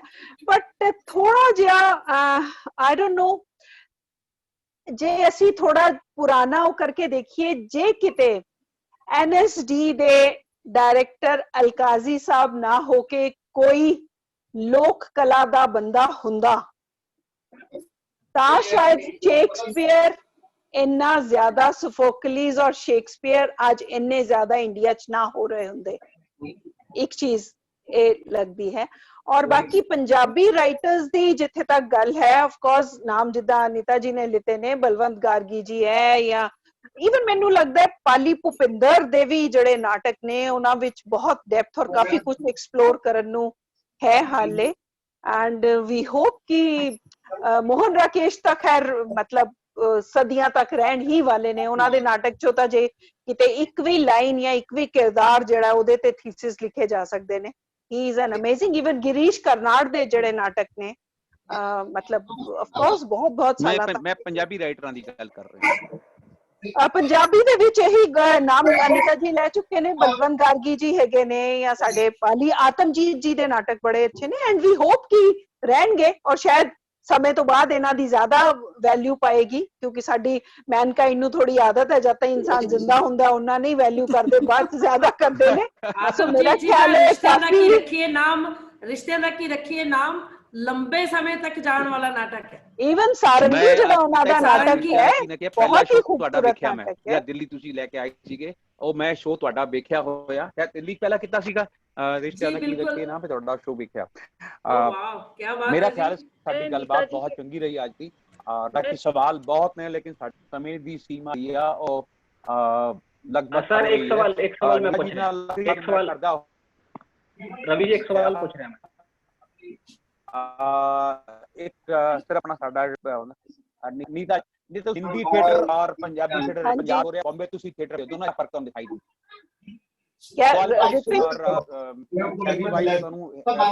मराठी थिएटर भी देख रहे हो, मुंबई में हिंदी थिएटर भी देख रहे हो और पंजाब नजर आंदा?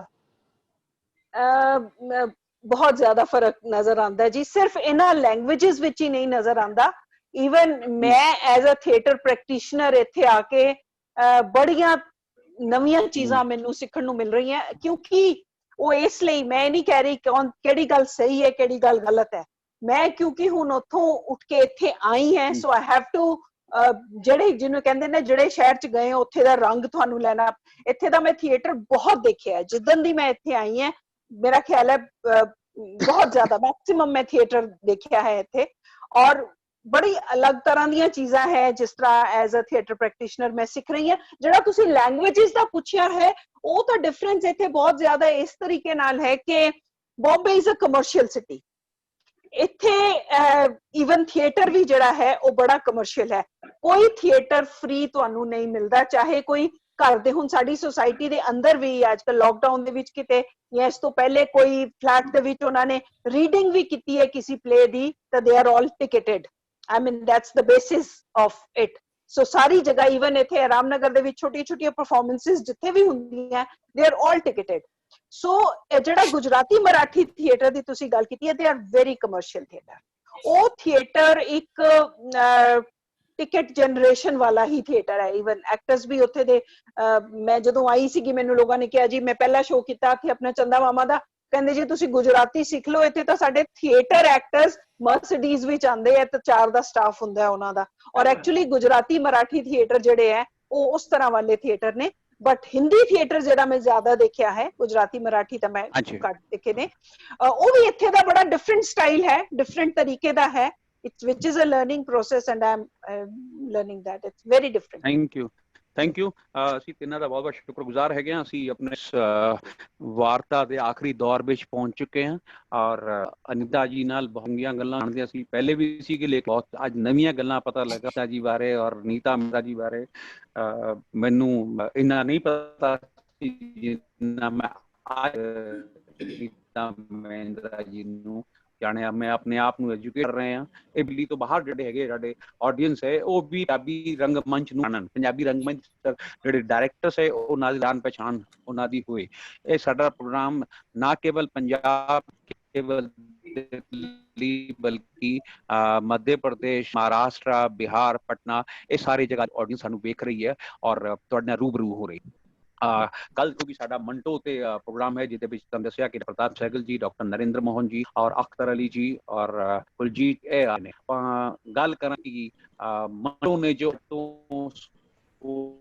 ਸਾਲ ਲਿਖਿਆ ਕਿਆ ਜੋ ਉਨਾ ਹੀ ਪ੍ਰਸ਼ੰਸਿਕ ਅੱਜ ਉਨਾ ਹੀ ਹੈ ਜਿੱਤੇ ਸਾਨੂੰ ਇੰਨੀ ਹਿੰਮਤ ਹੈ ਕਰਨ ਦੀ, ਜਾਂ ਇੰਨੀ ਹਿੰਮਤ ਸਾਨੂੰ ਸਰਕਾਰ ਦੇ ਦੇਗੀ ਕਰਨ ਵਾਸਤੇ, ਜਾਂ ਉਹਦੇ ਨਾਟਕਾਂ ਕਹਾਣੀਆਂ ਤੇ ਨਾਟਕ ਜਿਹੜਾ ਕਿੱਦਾਂ ਕਰ ਰਹੇ ਹਾਂ। ਔਰ ਜੋ ਉਸ 100 ਸਾਲ ਪਹਿਲੇ ਲਿਖ ਬਾਬਾ ਨਾਨਕ ਨੇ ਜੇ 500 ਸਾਲ ਪਹਿਲਾਂ ਇੱਕ ਬਾਣੀ ਲਿਖਤੀ, ਕਿਆ ਉਸ ਬਾਣੀ ਤੇ ਅੱਜ ਉਸ ਬਾਣੀ ਦਾ ਕੀ ਪ੍ਰਭਾਵ ਅੱਜ ਹੋ ਰਿਹਾ। ਜੇ ਉਹ ਕਹਿ ਰਿਹਾ ਮਾਰ ਪਈ ਲਾਣੇ ਤੈ ਕੀ ਦਰਦ ਨਾ ਆਇਆ, ਤੇ ਕਿਆ ਉਸ ਬਾਣੀ ਦਾ ਖਤਮ ਹੋਈ, ਬਾਬੇ ਦੀ ਬਾਣੀ ਪੜ੍ਹ ਲਈ ਜਾਂ ਖਤਮ ਹੋ ਗਈ। ਕਿਆ ਰਾਈਟਰ ਦਾ ਜਿਹੜਾ ਕਹਿਣਾ ਹੈ ਸਮਾਜ ਵਾਸਤੇ ਉਹ ਕਿਆ ਅਸਰ ਹੋ ਰਿਹਾ, ਜਾਂ ਸਿਰਫ ਉਹ ਕਿਤਾਬ ਵਿੱਚ ਮੱਥਾ ਟੇਕ ਲਿਆ। ਜਾਂ ਮੰਟੋ ਦੀ ਕਹਾਣੀ ਕੇ ਬਾਅਦ ਬਹੁਤ ਖੁਸ਼ ਹੋ ਗਏ ਔਰ ਆਪਾਂ ਬਹੁਤ